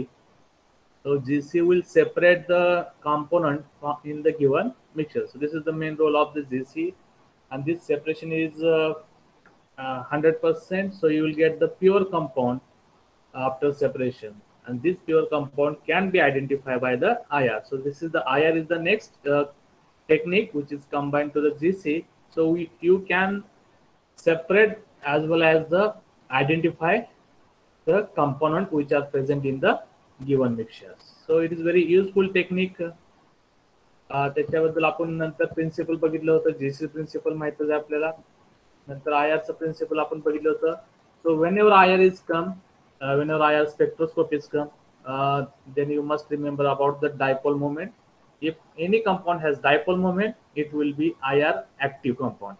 Okay, so you will get the peak in the IR spectra. Otherwise, there will be no peak for the compound in the spectra. So those compound which has a dipole moment, it will show the peak. Now, what is meant by dipole moment? That's the point. So dipole moment will means dipole moment means di means two, pole means two points where there is charge separation. So the compound which has a partially negative and partially positive is called as the polarity, and this polarity makes the compound having dipole moment. So here one example is there, water molecule is there, HOH. Oxygen has more electronegativity than the hydrogen, so there is a charge separation. Charge separation म्हणजे काय होतं, जर ऑक्सिजनची electronegativity जास्त असेल तर oxygen काय करणार, हे इलेक्ट्रॉन्स आहे, इलेक्ट्रॉन्स कुठे आहे, हा बॉन्ड आहे, आणि आपल्याला माहिती आहे any covalent bond is form by the shearing of 2 electrons, बरोबर. मग आता ऑक्सिजन काय करतो, हे इलेक्ट्रॉन जे आहे ते स्वतःकडे ओढून घेतो, because it has high electronegativity. Electronegativity means attract the electrons towards itself. Okay, so that's why it carry partially negative charge, and oxygen hydrogen पासून electrons दूर जातात, that's why it carry positive charge. So this charge separation creates the dipole moment. Okay, so this is the image of dipole moment and definition. So here you can see that let's say this is the oxygen atom, hydrogen atom, and this is the oxygen atom. Okay, so there is a negative charge, means it has a negative charge value, and it has a positive charge value, and distance between these two atoms is denoted by the d. Okay, so dipole moment means dipole moment is defined as the charge value multiplied by the separation distance. So always remember this definition. So distance between the two atoms into the charge value. Okay, so you will get the dipole moment, and it is represented by Coulomb meter. So nuclear atom molecules, due to difference in electronegativity of the two atoms, one atom acquires a small positive charge and other acquires negative charge. Like I said, this is the reason for creation of dipole moment. This is the spectra found since first TY. You are seeing this all the spectra where the different type of radiation are arranged in either decreasing or increasing order of the frequency or wavelength. Okay, so energy is directly proportional to the frequency, remember that. So this is the gamma rays, which has high frequency. After that X-ray, after that vacuum, then near UV, then visible, infra, microwave, and radio. Okay, so this is the energy, this is the wavelength. Here you can see that gamma rays has low wavelength, that is high energy. Okay, so inversely proportional relationship between wavelength and energy. Okay, आपल्याला हा part महत्वाचा आहे. Whenever IR is come, so this part will be important. त्याच्यानंतर आपण value बघितलं त्या आयआरच्या, याच्यावर object येऊ शकते, what is the range of IR. एक सिंपल ऑब्जेक्ट असेल तर याच्यावर येऊ शकतं. So always remember wave number is from 1280 to 800 to 10 centimeter inverse. Then IR region, this IR region is classified into three parts. One is the near IR region, second is the middle, and third one is the far IR region. So also remember this value, okay, for the objective point of. Then we have seen the on what happen when compound absorb IR radiations. Okay, त्याच्याबद्दल आपण बघितलं होतं. So this is the energy level diagram of the vibration. So whenever there is absorption of IR radiation by the compound, it undergo excitation. Excitation means vibration level will change. Okay, at room temperature means that vibration will be at ground state. Okay, त्याच्यामध्ये काही vibration असणार आहे. Just imagine there is two atoms, and these two atoms are connected by one bond. Okay, so at ground state level, this bond will stable, will not vibrate. Okay, suppose you give some energy to that bond, so it will start to vibrate. ठीक आहे, जसं आपण जर आपल्या दोन बोटामध्ये पेनाची ही धरली refill, थोडस त्याला आपण एनर्जी दिली, म्हणजे त्याला थोडस झटका दिला तर व्हायब्रेशन होतं, बरोबर. Same type of vibration take place in the IR. आणि जर जास्त एनर्जी दिली तर जास्त व्हायब्रेशन होतं, बरोबर. हे व्हायब्रेशन कसं डिपेंड असतं, this depend on the energy level. Suppose this is the first level vibration, this is the second level, and go vibration from first level to second level, we need this amount of energy. एवढी energy आपल्याला पाहिजे जर vibration व्हायचं असेल तर. आणि जर तेवढी एनर्जी नसेल it will not vibrate the molecule. Okay, so there are different type of different levels of vibrations, and it's depend on the energy level. Then we have seen the molecular vibrations. Different types of vibrations are there. One is the stretching, then second is the bonding. So stretch means two bond will stretch. Okay, so under stretching it will have a symmetrical and unsymmetrical. Okay, let's see what is meant by symmetrical. Suppose this is the center carbon atom and this is the two hydrogen. Okay, symmetrical means this both the hydrogen will go away or will come closer to this carbon atom. That is called the symmetrical. Here you can see that the arrow which shows that this vibration or this stretching is the symmetrical one.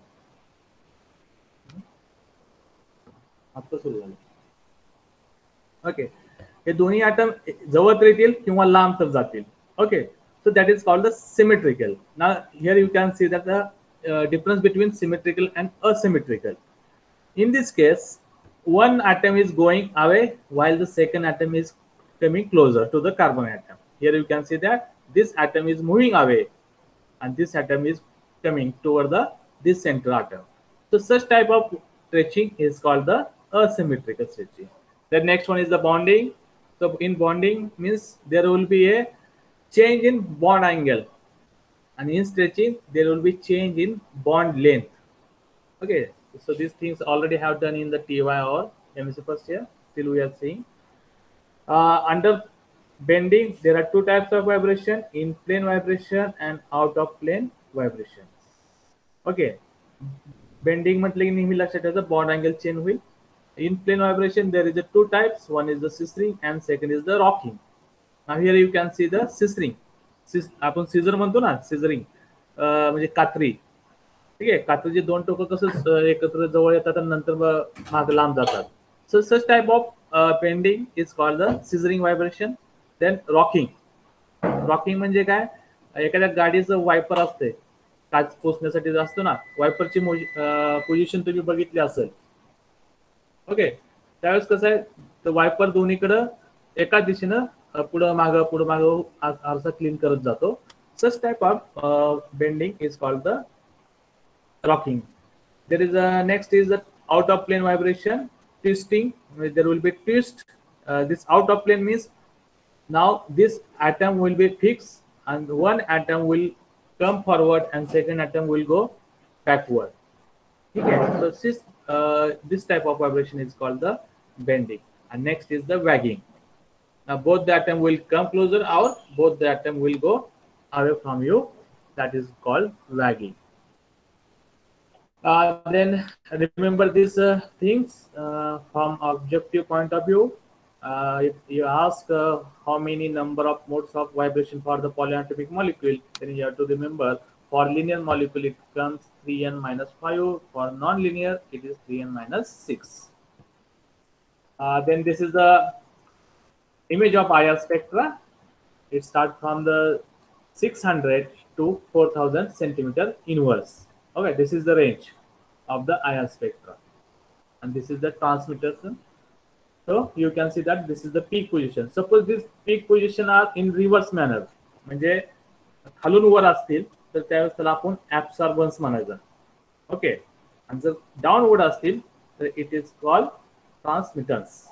Okay, then nature सांगितलेलं आहे. जर मोठा पीक असेल तर त्या ठिकाणी absorption जास्त होतो. याचा अर्थ काय की इथलं जे बॉन्ड असेल इथे स्ट्रेचिंग किंवा बेंडिंग झालेलं असलं आहे आणि इथं लाईट ऍब्सॉर्प्शन झालेलं आहे. That's why you are getting the peak. आणि जिथं पीक नसेल त्या ठिकाणी लाईट ऍब्सॉर्प्शन झालेलं नसेल. ठीक आहे, मग तिथला तो कुठलाही बॉन्ड असेल त्यांना ऍब्सॉर्ब केलेली नसेल light. This is the range for the when you interpreted the spectra, then you must know the range of this functional group. So there are three range. One is the fingerprint range, and second is the next range, which is useful for the finding out whether there is a OH group, NH group, CH group, or C double bond C, C double bond C. So here you have to remember In fingerprint region, there is only single bond vibration or bending is there. Okay, here you can see that carbon carbon, carbon nitrogen, carbon oxygen. So only single bonds vibration will take place in this region. Okay, this region is for the double bond. So those vibration, those compound which has a double bond, it will give peak in this region. And this is for the triple bonds, like C triple bond C, C triple bond N. Their peak will come into this region. It is called triple bond region. And this is for the hydrogen attached to the other atom. Whether it may be oxygen, nitrogen, or carbon. So hydrogen bending, hydrogen bond will come here. So OH, NH, CH, so peak will come in this region. So remember this. This is very useful for you while doing the interpretation. So these are the different value of the groups or bond. Then we have seen the instrumentation and working. So this is the main part of the GCIR. Here you can see that there is a GC chromatography is there. Then light pipe. This is called the interface, which is connect two things. First one the GC and second is the IR. So this is very important from the hypernetic technique. कारण तुम्ही GC बघितलेला आहे, separate GCचा अभ्यास केलेला आहे, IRचा पण separate अभ्यास केलेला आहे. ओके, आता आपल्या दृष्टीने काय महत्वाचं आहे, हा मधला part interface.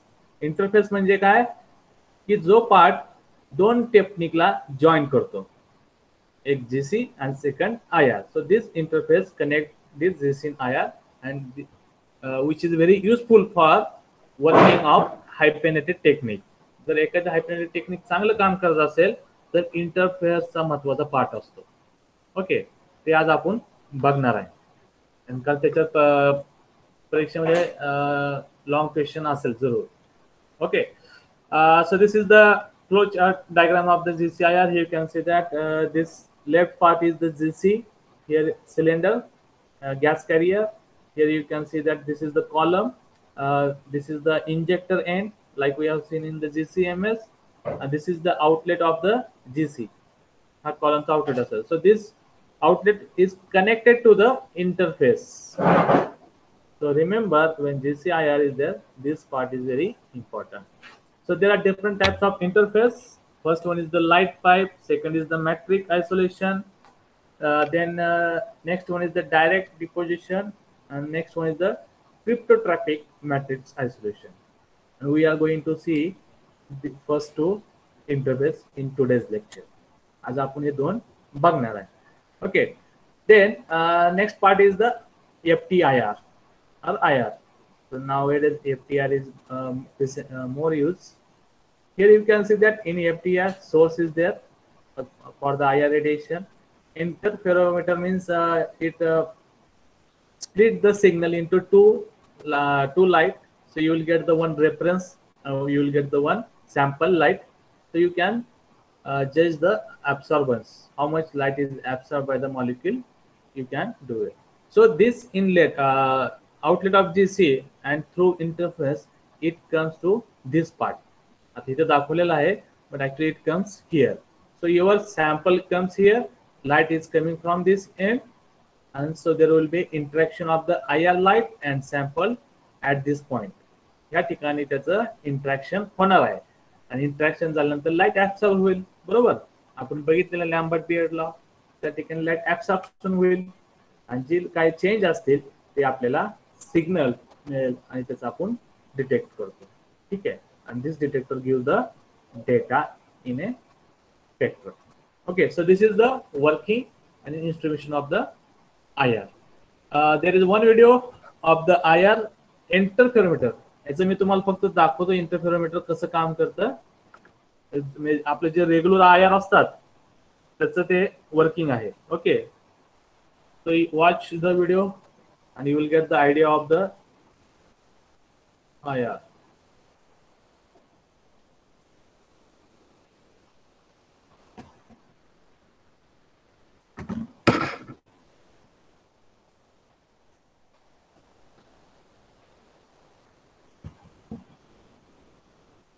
Hello friends, in this animation I am going to explain about instrumentation and working of IR spectrometer. IR instrument is constructed by radiation source, mirrors like M1 and M1 dash, reference cell, sample cell, आवाज येतोय? beam chopper, mirror M2 and M2, Yes, sir. again mirror M3, slit S1, diffraction grating, slit S2, detector, आवाज येतोय का व्यवस्थित? amplifier, and the last one is recorder.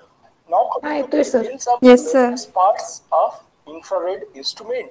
In this animation, I will discuss the construction and working of dispersive infrared instrument. Fourier transform infrared or FTIR instrument will be discussed in the upcoming animations. First part of IR instrument is radiation source. It may be nust blower, or nichrome wire on a ceramic support, and they are electrically heated from 1200 to 2000 degrees Celsius to produce IR radiations. Next parts are mirrors M1 and M1 dash to reflect the IR radiation towards the reference and a sample.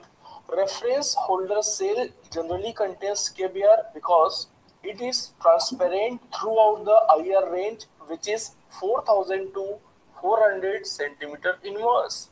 Now coming to the sample holder cell, which contains sample to be analyzed. And the next part is beam chopper, which is operated by a motor and alternatively sends radiations from reference and sample respectively towards mirror M2, M2 dash, and finally mirror M3. Next part is slit S1, and then coming to the diffraction grating to improve the resolution of the IR spectrum. Next part of IR instrument is slit S2 and then detector. Various types of detectors may be used in IR instrument, and these detectors may be bolometer, thermocouple, thermistor, Cole detector, photoconductivity detector, and a semiconductor detector. Next part is amplifier to amplify the signal, and the last part is recorder. Now coming to the working of IR spectrometer. So first we will start the radiation source, and due to electrical heating it will produce IR radiations. These radiations will go towards the mirror M, which reflects half of the radiations towards M1 and half of the radiation towards M1 dash.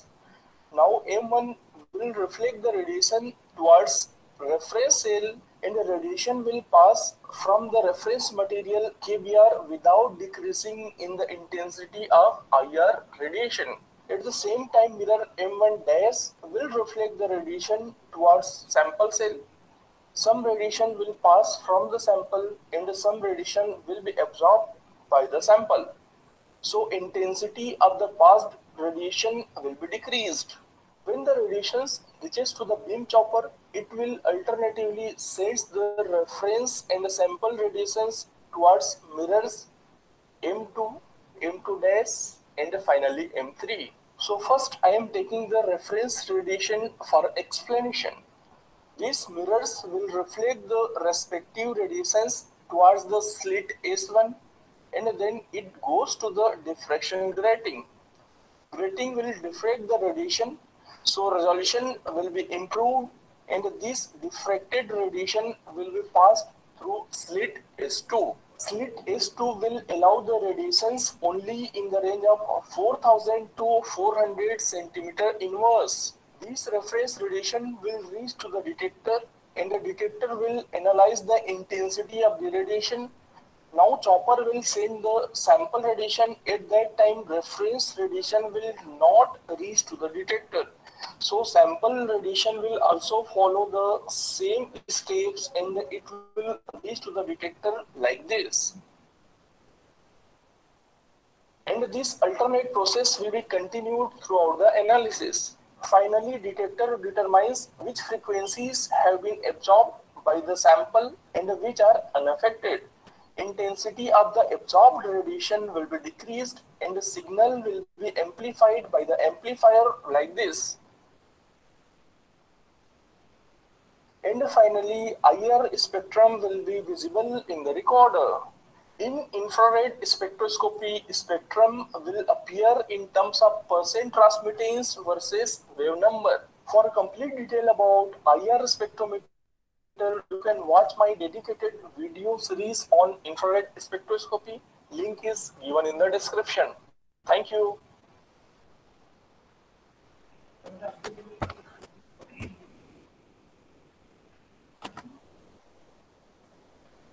Okay, ठीक आहे. काय समजलं? Yes, sir. नक्की? Okay. जर तुम्ही video व्यवस्थित ऐकला असेल, बघितला असेल, तर त्याच्यात त्यानं एक KBR हा मटेरियल वापरलेला आहे सॅम्पल सेल मध्ये. ठीक आहे. So today assignment is why KBR is used in the IR spectroscopy. ठीक आहे. त्याचं तुम्हाला गुगल क्लासरूम वर त्याचं पोस्ट करायचं आहे आन्सर. ठीक आहे. Today I am going to assign one question on this point, so you have to answer in the Google Classroom. Okay. You can find out this answer in online or even TY books, but I need more details. Just only one sentence is not enough. I need more details. Why KBR and why not others?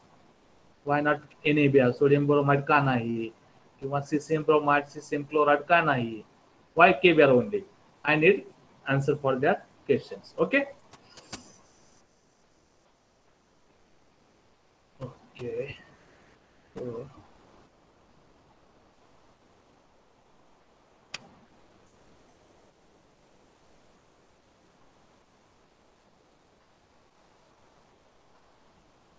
okay. So this is the hyphenated GC-IR. Here you can see that there is a GC as well as the IR, and center part is the main thing called as the light interference.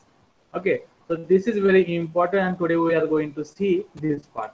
This is the IR point, this is the GC आपण बघितलेला आहे, and this is the auto injector. Okay, temperature control ठेवलेला आहे, त्याच्यात आपण जास्त detail जाणार नाहीये.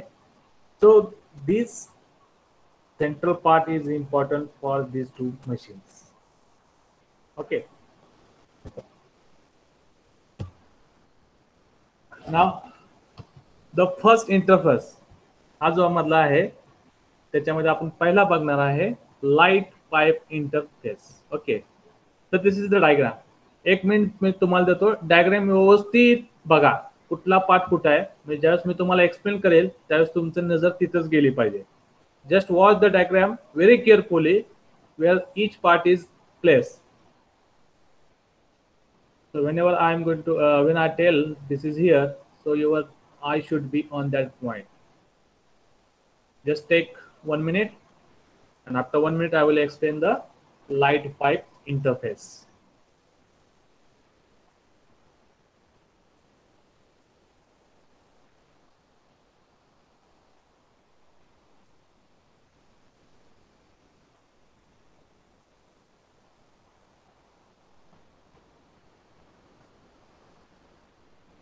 Okay, now let's see the expression.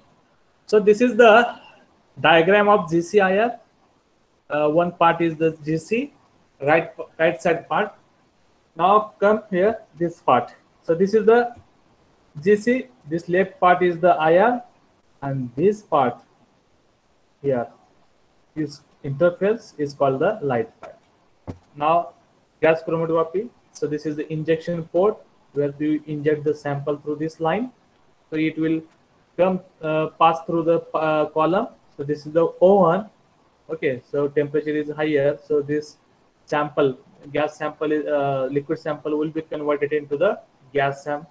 Then this gas or vapors will pass through the column. आपण GC मध्ये जे जे column बघितले होते ते वापरू शकतो आपण इथं, आणि ही column आहे. Now here you can see that this is the sample is coming through injector. Now this sample will move in a circular direction where separation of sample or separation of component will take place. ठीक आहे, याचं main काम काय आहे? Separation करणं. चार mix एका mixer मध्ये चार कंपोनेंट असतील तर ते चार भाग करणे. Okay, so this is the separation will take place in this part. Now here you can see that outlet of this column is going through in this direction. Okay, so this is the outlet of the GC column. Okay, now these GC columns connected to the light pipe. Okay, so this light pipe is here. The sample will pass through this direction. Okay, now some sample will pass through this direction. Okay, once this is the inlet, this is the outlet, and now this sample will pass in this direction to the GC detector. Okay, ठीक आहे. ह्या साईडला GC detector आहे. म्हणजे इथं GC detector काय करेल, किती पीक मिळतात, किती कंपाऊंड आहे त्याच्यात आपल्याला या ठिकाणी समजेल. Okay, so this is the separation part. Now this is the light pipe आहे. ओके, सॅम्पल इथून येणार आहे आणि इकडून बाहेर जाणार आहे. Okay, now this is the IR. Now this left block is the IR. This is the source, light source असणार आहे. So this light source is going through the Fourier interferometer. Okay, FTR म्हणतो त्यातला हा प्रकार आहे. नंतर दिस spherometer इथं light आपल्याला होईल and then this light will pass through the light pipe interface. Okay, ठीक आहे. ह्याच्यातने pass, so this is the inlet and this is the outlet of IR light. Okay, inlet, outlet. So will pass through in this direction. It will comes here. Here is the mirror.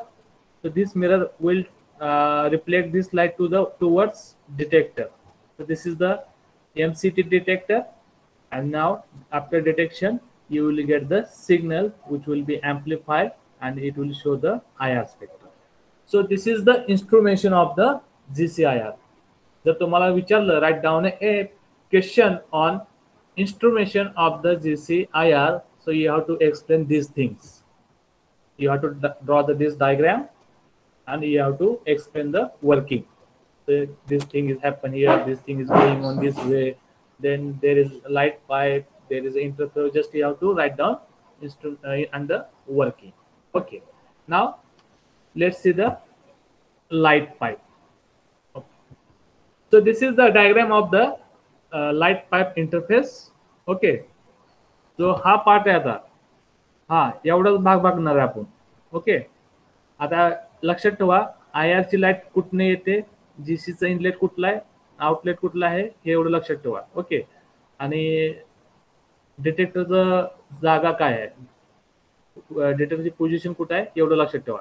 हा एक point, IR ची light आणि हे inlet outlet, कारण आपण एवढा part बघणार. Okay, so here you can see that this is the inlet from the GC. GC चा इनलेट जो येतो तो या दिशेने येणार आहे आणि जो आउटलेट आहे तो ह्या दिशेने जाणार आहे. ओके, IR बीम इन म्हणजे IR ची लाईट ह्या दिशेने पास होणार आहे. ओके, आणि ह्या दिशेने बाहेर पडणार आहे आणि डिटेक्ट करत जाणार आहे. Okay, so this is the path of the IR light. From this direction enter will take place, entry and going out from this end. This is the heated oven. म्हणजे हा पूर्ण जो ब्लॉक असणार आहे ज्याच्यामध्ये मशीन असणार आहे पूर्ण, तो पूर्णपणे हीट केलेला असणार आहे. ओके, त्याचं टेम्परेचर 200 ते 300 degree kelvin, sorry 200 to 300 degree Celsius असेल. ओके, नंतर या ठिकाणी तुम्ही जर बघितलं हा ब्ल्यू लाईन. ओके, हे ब्ल्यू लाईन आहे IR ट्रान्सपरंट विंडो. याच्यामध्ये KBR फिक्स केलेला असतो. जसं तुम्ही बघितलं त्या व्हिडिओमध्ये KBR आपण लावतो त्याप्रमाणे KBR या ठिकाणी फिक्स केलेला आहे, इथे एक ठिकाणी आणि दुसरा या ठिकाणी. Okay, so this is the instrumentation of the light pipe IR. Now let's see more detail. Now remember, of capillary GC, this cell is usually fabricated from the 10 centimeter length of heated glass tubing with an internal diameter of 1 mm. म्हणजे काय, ह्याचं specification दिलेलं आहे. जसं मोबाईलचं specification असतंय तसं याचं स्पेसिफिकेशन आहे. 10 सेंटीमीटर लांब आहे. इंटरनल डायमीटर किती आहे माहित आहे, sorry this is the tube. Internal diameter 1 mm. So this is the diameter of 1 mm and this is the length of 10 centimeter. Okay, so this is the specification of the light pipe interface. Now, the inside bore of this tube is coated with a thick enough rim of gold to be highly respected to infrared radiation. जर तुम्ही या ठिकाणी बघितलं image तर तुम्हाला yellow colour दिसतोय. Yellow colour का दिलेला आहे? कारण आतला जो डायमीटर आहे, आतली जो भाग आहे, बोर म्हणजे काय, इंटेरियर वॉल, इनर वॉल म्हणूया आपण, जी इनर वॉल आहे ती पूर्णपणे गोल्ड कोटेड आहे. Okay, so you have to coat the gold from inside because there will be no interaction between the gold and IR light. कारण IR light आणि gold मध्ये interaction होत नाही, त्यामुळे आपल्याला डिस्टर्बन्स काही मिळत नाहीये. ओके, आणि ज्यावेळेस IR लाईट पास होते ना, it pass into the resected direction. Resected direction म्हणजे काय? Here you can see that this light going this one, then up one, then downward, then up one. Okay, so it is called resected direction. Okay, because there is no interaction between the gold and IR, so no disturbance will get in the IR spectra. So there will be only interaction between the IR light and the sample. Okay, then next part. So when IR radiation enters one window, is multiple, just saying, resected down, the gold coated interior paper emerging from the other window, giving rise to the name light pipe for the device. म्हणजे light या ठिकाणी येते आणि या ठिकाणी जाते, light जाते, म्हणून त्याला आपण लाईट पाईप म्हणायचं आहे. That's it. There is no other reason. Now the effluent from the GC column is passed into one end of the tube and out of the other via heated fused silica transfer line. आता तुम्हाला एक प्रश्न पडला पाहिजे की hit काय केलं जातं? जो आपण पूर्ण हे आहे पाईप किंवा इंटरफेस हिटिंग पोझिशन मध्ये का ठेवलं जातं ते नेहमी लक्षात ठेवायचं. कारण जो आपला गॅस होणार आहे, सॅम्पल जीसी मधनं बाहेर येणार आहे, ते गॅस फेज मध्ये आहे, बरोबर. आणि गॅस फेज जर टेम्परेचर कमी असेल तर ते gas sample will condense into the liquid आणि ते आपल्याला होऊन द्यायचं नाहीये. Okay, so we have to keep the sample into its gas phase only. It should not condense to the liquid. That's why heating is required. Okay, so here you can see that this part is completely heated between 200 to 300 degrees, and that's called heated oven. Okay, now first line is about the IR source. IR source चे कुठनं मिळते ते सांगितलेलं आहे. तुम्हाला IR source from silicon carbide global. एक जसा आपला टंगस्टन बल्ब असतो तसा एक बल्ब असतो ज्याच्यामध्ये सिलिकॉन कार्बाइडचं मटेरियल असते आणि त्याच्यापासून तुम्हाला IR लाईट मिळू शकते. तुम्ही त्याला हिट केलं किंवा करंट पास केला, you will get the IR light. Okay, now working of this part. Okay, समजा तुम्ही सॅम्पल इंजेक्ट केलेलं नाही. ओके, नुसतं तुम्ही गॅस चालू आहे, सॅम्पल जो गॅस आहे तो काय त्याच्यामध्ये सॅम्पल नाहीये, तो जीसी मधनं पास होईल. ओके, तो कॅरियर गॅस हिलियम असेल. ओके, तो कॅरियर गॅस या ठिकाणी येईल आणि इथून असं पुढे जाऊन बाहेर पडेल, त्याच्यामध्ये सॅम्पल नाही. तर दिस इज द फर्स्ट स्टेप, बरोबर. आणि त्यावेळेस तुमचं IR लाईट इथून पास होईल. आता सॅम्पलच नसेल तर तिथे सॅम्पलचं आणि लाईटचं IR लाईटचं इंटरॅक्शन होईल का? नाही होणार. ओके, म्हणजे जेवढी इंटेन्सिटी आहे या ठिकाणी असेल IR लाईटची, तेवढीच इंटेन्सिटी तुम्हाला या ठिकाणी मिळेल. म्हणजे त्या इंटेन्सिटीमध्ये काही फरक पडणार नाही. So you will get the only base line. म्हणजे एक आपली जशी बेस लाईन असते प्रत्येक स्पेक्ट्रची तेवढी मिळेल, त्याच्यात काही चेंज होणार नाही, त्याच्यात कुठलाही पीक तुम्हाला भेटणार नाही. Now you inject the sample into the instrument machine. Just तुम्ही सॅम्पल इंजेक्ट करता त्यामध्ये तो जीसी मध्ये जाईल, जीसी मध्ये त्याचं सेपरेशन होईल. ओके, समजा एका सॅम्पल मध्ये 3 आहेत कंपाऊंड, तर पहिला कंपाऊंड येईल, बरोबर. पहिला कंपाऊंड गॅस सोबत येणार आहे, हेलियम पण असेल आणि त्याच्याबरोबर पहिला कंपाऊंड असेल. तो इथं आल्यानंतर इथनं पास होताना आयर लाईट पण येणार आहे, बरोबर. सो आयर लाईट आणि सॅम्प कंपाऊंड फर्स्ट मध्ये इंट्रॅक्शन होईल, त्याच्यामध्ये काही लाईट ऍब्सॉर्ब केली जाईल कंपाऊंडनं, पहिल्या कंपाऊंडनं, आणि जेवढं ऍब्सॉर्बन्स होईल ते काय आपल्याला ह्या इथं समजेल डिटेक्टर पाशी, आणि त्याचा पीक मिळेल. ओके, नंतर थोड्या वेळा सेकंड कंपाऊंड येईल, सेकंड कंपाऊंड पास होईल सेम डायरेक्शन मध्ये, मग परत आयरची इंट्रॅक्शन होईल त्या सेकंड कंपाऊंड बरोबर, मग त्याचा स्पेक्ट्रा आपल्याला भेटेल. तसं तिसरा पास होईल, ठीक आहे. तर त्यामुळे आपल्याला 3 कंपाऊंड असतील तर 3 स्पेक्ट्रा भेटतील, 4 कंपाऊंड असतील तर 4 स्पेक्ट्रा भेटतील आयरची. Okay, so in this tube you will get the interaction of the IR light with the sample. Okay, that's why this part is very important, because this part is connecting the GC and IR. जर हा नसला असता part तर आपल्याला हे दोन्ही machines एकत्र करता आले नसते. ठीक आहे. So this is the working of the GC light pipe. Okay. Now next one is the matrix deposition interface. Okay, this is also important. Just see the diagram very carefully. Read all the notation has notation given in this picture. सर्वांनी एक वाचा diagram, कुठला part कुठे आहे हे लक्षात ठेवा आणि त्याच्यावर एक्सप्लेनेशन करणार आहे.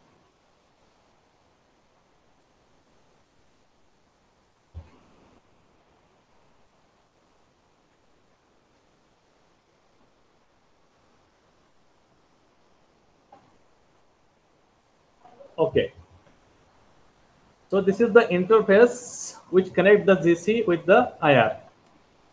याचं वर्किंग वेगळं आहे, इन्स्ट्रुमेशन वेगळं आहे. हे सर्व हा जो मधला पार्ट आहे सर्कल दाखवलेला, ठीक आहे, हा एवढा भाग, ह्याला आपण इंटरफेस म्हणणार आहे, हा एवढा part.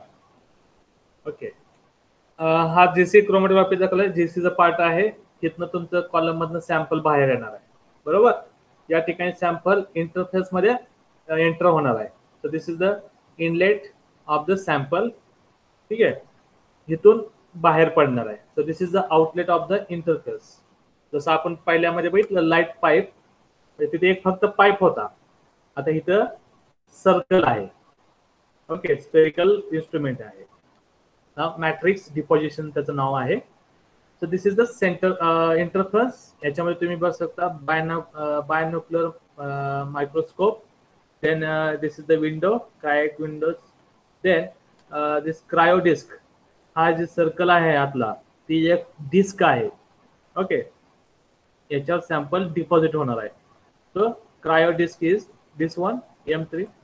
Then this is the vacuum chamber, म्हणजे ह्या पूर्ण क्लोज सिस्टीम असेल, पूर्ण व्हॅक्युम सिस्टीम राहणार आहे. Okay, then this is the IR window. इथनं सॅम्पल तुमचं सॉरी इथनं लाईट सॅम्पलवर इंटरॅक्ट होणार आहे. Okay, this is the FTIR spectrophotometer. याच्या ठिकाणी तुम्हाला ह्याच्यामध्येच लाईट सोर्स पण आहे आणि डिटेक्टर पण आहे. ओके, सो सोर्स पहिल्यांदा लाईट पास करेल M1 is the first mirror. या ठिकाणी मिरर फर्स्ट आहे, इथनं ते लाईट रिफ्लेक्ट होईल, इथं M2 ला येईल. This is the second mirror M2. Then this direction will change and it will falls on the disc. या डिस्कवर त्याचं image light falls will. Then this light is reflected towards the M4. M4 is the fourth mirror.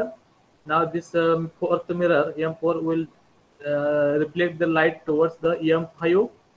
Okay, then M5 is reflected light towards the IR detector, and this IR detector gives the signals towards the spectrophotometer. Okay, so this is the instrumentation. आणि जर तुम्हाला प्रश्न विचारला write down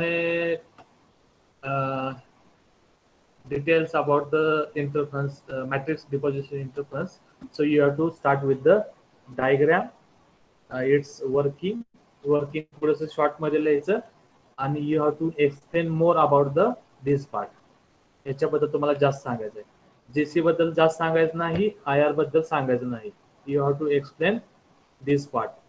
So what are the parts are here, how it works, कुठले कुठले parts आहे आणि त्यांचं काम कसं आहे, you have to explain. Okay, now concentrate on this image. So this is the main part we are going to see. Okay, remember when sample comes out through JC मधनं sample येतं त्याच्यामध्ये helium असतो. Okay, आता जर तुम्हाला हे machine वापरत असेल मॅट्रिक्स डिपॉझिशन, तर तुम्हाला काय करावं लागतं, आर्गॉन पण वापरावं लागतं. So you are going to use helium as well as the argon as a carrier gas. Okay, so you can use carrier gas along with the helium at the starting point, or you can pass the argon gas after the GC. There is no problem. Okay, so helium, argon and sample, these three things will come in this line. So this is the inlet of interface. Okay, so it will go into this direction. Okay, now remember this cryo disk is slowly rotating, is slowly slow position मध्ये rotate होत असते नेहमी.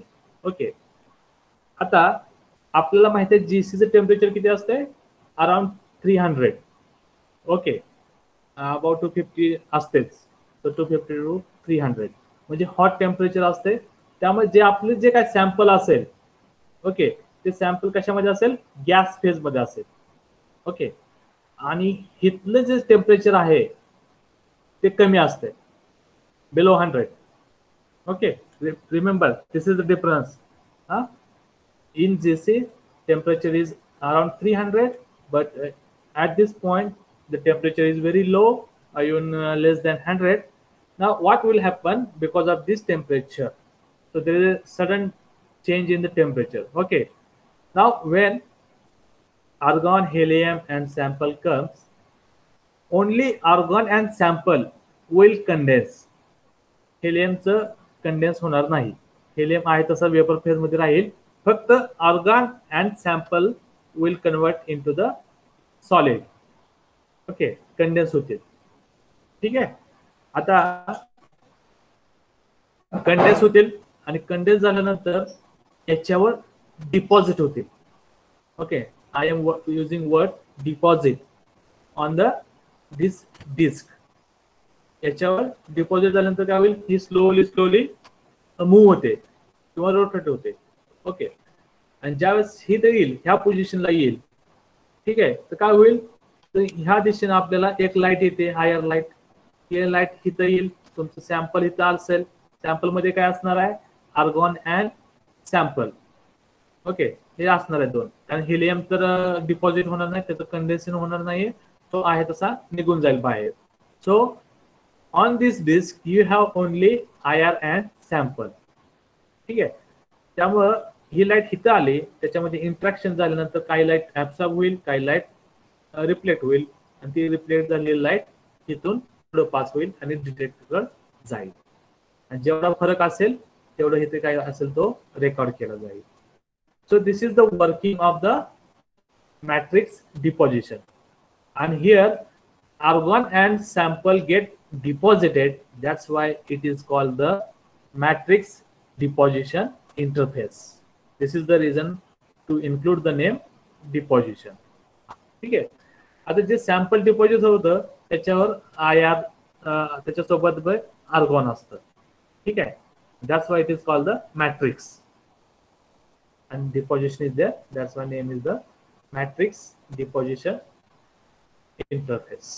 Okay, जर तुमचं sample नसेल, okay, फक्त तुमचा IR आणि हेलियम गॅस येईल, sorry argon and helium gas येईल, तर लाईट इथे येईल. काही सॅम्पल नसल्यामुळे जेवढी लाईट आली तेवढी लाईट पास होईल आणि तुम्हाला तेवढा सिंगल मिळेल आणि तो तुमचा रेफरन्स असेल. आणि जेव्हा सॅम्पल असेल त्याच्यामध्ये इंटेन्सिटी मध्ये तुम्हाला चेंज जाणवेल आणि तेवढा चेंज काय असेल तो रेकॉर्ड होईल. And that's this way you get the IR spectrum. Okay, so this is about the second interface, matrix deposition interface. So this is the note about same thing. Now let's see the application area where GC-IR useful. You can use for the chemical application. आपल्या chemical application म्हणजे identification साठी आपण उपयोग करू शकतो.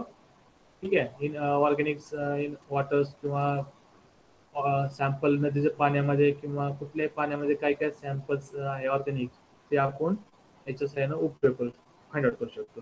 In petrochemicals it is also useful because petrochemicals we have to find out the aromatic compounds. What are the aromatic compounds present in the gasoline, petroleum, or diesel, or any oxygenated compounds are present or not, we have to find out in petrochemical industry. Then environmental, जसं मी तुम्हाला सांगितलं environmental म्हणजे काय, वातावरण, त्याच्यामध्ये पाणी येतं, हवा येते, ते पण तुम्ही चेक करू शकता. त्याच्यामध्ये किती हजार्डस केमिकल्स आहे का नाही, you can find out. or even you can try out what are the pesticides present in the soil. Soil मध्ये कुठले पेस्टिसाइड्स आहेत किंवा त्याच्यामध्ये काय केमिकल्स आहेत का नाही ते सुद्धा तुम्ही फाइंड आउट करू शकता. It's also useful for the drugs and forensic. जसं आपण बघितलंय फॉरेन्सिक लॅबमध्ये डिटेक्शन करण्यासाठी JCMS वापरतात, तसं GCIR पण वापरतात. फार्मास्युटिकल मध्ये आहे ड्रग डेव्हलपमेंट. फार्मास्युटिकल मध्ये प्युरिटी महत्वाची असते. So to find out the purity of any compound, they use GCIR, QC, QA, quality control, quality analysis. These terms now you will get familiar. And after MSc Analytical, you have to work as a QC or QA, quality control or quality analyzer. Okay. Then we also use this instrument for the food, flavor and fragrances. याची purity check करण्यासाठी सुद्धा आपण वापरू शकतो. Okay, so these are the application of the GCIR. Now let's see the difference between GCIR and GCMS. So both the techniques on there, they are very useful and very sensitive and more accurate. Okay, but GCMS has one drawback, which will be that drawback is covered by the GCIR. So if you have GCMS as well as GCIR, then you get the highly confident information. तुमच्या जी information मिळेल ती पूर्णपणे बरोबर असेल. 100% it will be accurate and you will be more confident. Yes, this is the things are in the samples. You can say that. Now let's see. This is mass selective. So it on mass means molecular weight. What is the molecular weight of the compound is find out in the GCMS. Then homolog informations means it's a fragmentation pattern. ठीक आहे. Fragmentation pattern आपल्याला स्ट्रक्चरची information मिळते. Then elemental composition. Elemental composition म्हणजे काय की त्याच्यामध्ये carbons किंवा हायड्रोजनचं नायट्रोजनचं काय कॉम्पोजिशन आहे, also get information from the GCMS. Then substituent information. Then isotope informations. Isotope म्हणजे हायड्रोजनचे 3 आयसोटोप्स असतात, H1, D2 आणि T3. ओके, हायड्रोजन, ड्यूटेरियम आणि ट्रिटियम. ठीक आहे. So this information we get from the GCMS. But in GCMS we don't get the isomer patterns. Isomers आपण separate करू शकत नाही किंवा अनालिसिस करू शकत नाही. आता आयसोमर्स म्हणजे काय, those compound which has the same molecular formula but different structure. ठीक आहे. ते आपण अनालिसिस करू शकत नाही GCMS. but in IR we can do the isomer analysis. Okay, that's why GCIR is more useful. If you have these two techniques, then it is best thing. So in IR you can find out the aromatic substitution means isomer substitution. cis trans isomer. जर मी GCMS मध्ये सिस आणि trans आयसोमर पाठवलं तर मला त्याची काही information मिळणार नाहीये. So I will get only molecular weight. But in GCIR I can say that one is cis isomer, second is the trans or whatever it may be. Then ring junction, रिंगचं structure पण आपल्याला मिळू शकतं, ring आयसोमर आपल्याला मिळू शकतात, aliphatic chains बद्दल पण आपल्याला इन्फॉर्मेशन मिळू शकते. And main thing is the functional information. Functional group कुठला आहे, OH ग्रुप आहे, NH ग्रुप आहे का कुठला आहे, याच्याबद्दल पण आपल्याला इन्फॉर्मेशन मिळू शकते. Okay, let's see the difference between the MS and IR. suppose you have these three compounds. One is the ortho, second is the meta, and third one is the para. Both have same chemical formula. Okay, molecular formula पण same असणार आहे, molecular weight पण त्यांचं same असणार आहे, फक्त structure different आहे. आणि जर तुम्ही याचा एमएस पॅटर्न बघितला, so this is the MS spectra. Okay, याचा जर एमएस स्पेक्ट्रा बघितला तिन्ही कंपाऊंडचा, तर तुम्हाला काहीच कळणार नाही. You cannot distinguish between these three spectra. You will be confused. ठीक आहे, कारण का प्रत्येक पीक सारखंच आहे. याच्यामध्ये जे पीक आहेत, आता एक पीक आहे 120 ला, याच्यात पण आहे, याच्यात पण आहे. दुसरा पीक आहे 105 ला, याच्यात पण आहे, याच्यात पण आहे, याच्यात पण. So GCMS cannot find out the isomers analysis. ठीक आहे, so this is the drawback, one can say that. पण हा ड्रॉबॅक आपण GCIR मध्ये काढू शकतो. Now you take the IR of all the three samples, so you will get the easily point where you can easily make the difference between the three compounds. Now the green spectra, एका spectra मध्ये तीन आहेत. Okay, एक green आहे, एक blue आहे, एक red आहे. जो ग्रीन स्पेक्ट्रा आहे तो आहे ऑर्थो आयसोमरचा, रेड आहे तो पॅरा आयसोमरचा आहे, आणि जो ब्ल्यू आहे तो मेटा आयसोमरचा आहे. So all one spectra contains three spectra. Okay, now here you can see that at this point you cannot make any difference. Okay, या ठिकाणी तुम्ही डिफरन्स करू शकत नाहीये. But at this region from 600 to 1000, हा region बघा, this is the fingerprint region. Okay, here you can see that for ortho isomer you have one peak and its intensity is very large. Okay, this blue spectra, blue is for the meta, which has two peaks. Okay, even three peaks, the small peak is there. So, and this para isomer has one peak, this red line, and its intensity is low. Also its position is different than the green one. ठीक है, so I can make easily difference between these three. जर ortho असेल, so I will get the one line whose intensity will be higher. If isomer is the meta, then I will get the three peaks in this region, and if it is para, I will get the peak whose intensity is low and its position is at greater value than the ortho isomers. So this region I use for the differentiate between the isomers, and this is the advantage of GCIR over the GCMS. Okay, so this is about the GCIR. Now in next lecture we are going to start GCNMR. आणि आता तुम्ही पुढच्या लेक्चरला येताना NMR बद्दल थोडंसं वाचून या. NMR चं प्रिन्सिपल काय आहे, इन्स्ट्रुमेंटेशन काय आहे. Anyway, I am going to tell you, but if you have idea, it will be easy for you to understand the things more easily. Okay, ठीक है, then we will stop here. Is there any doubt? कुणाला काय शंका असेल तर विचारा किंवा message केला तरी चालेल.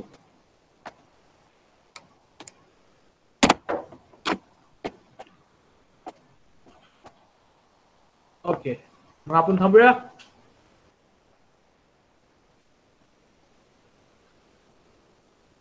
Okay, Yes, sir. Thank you.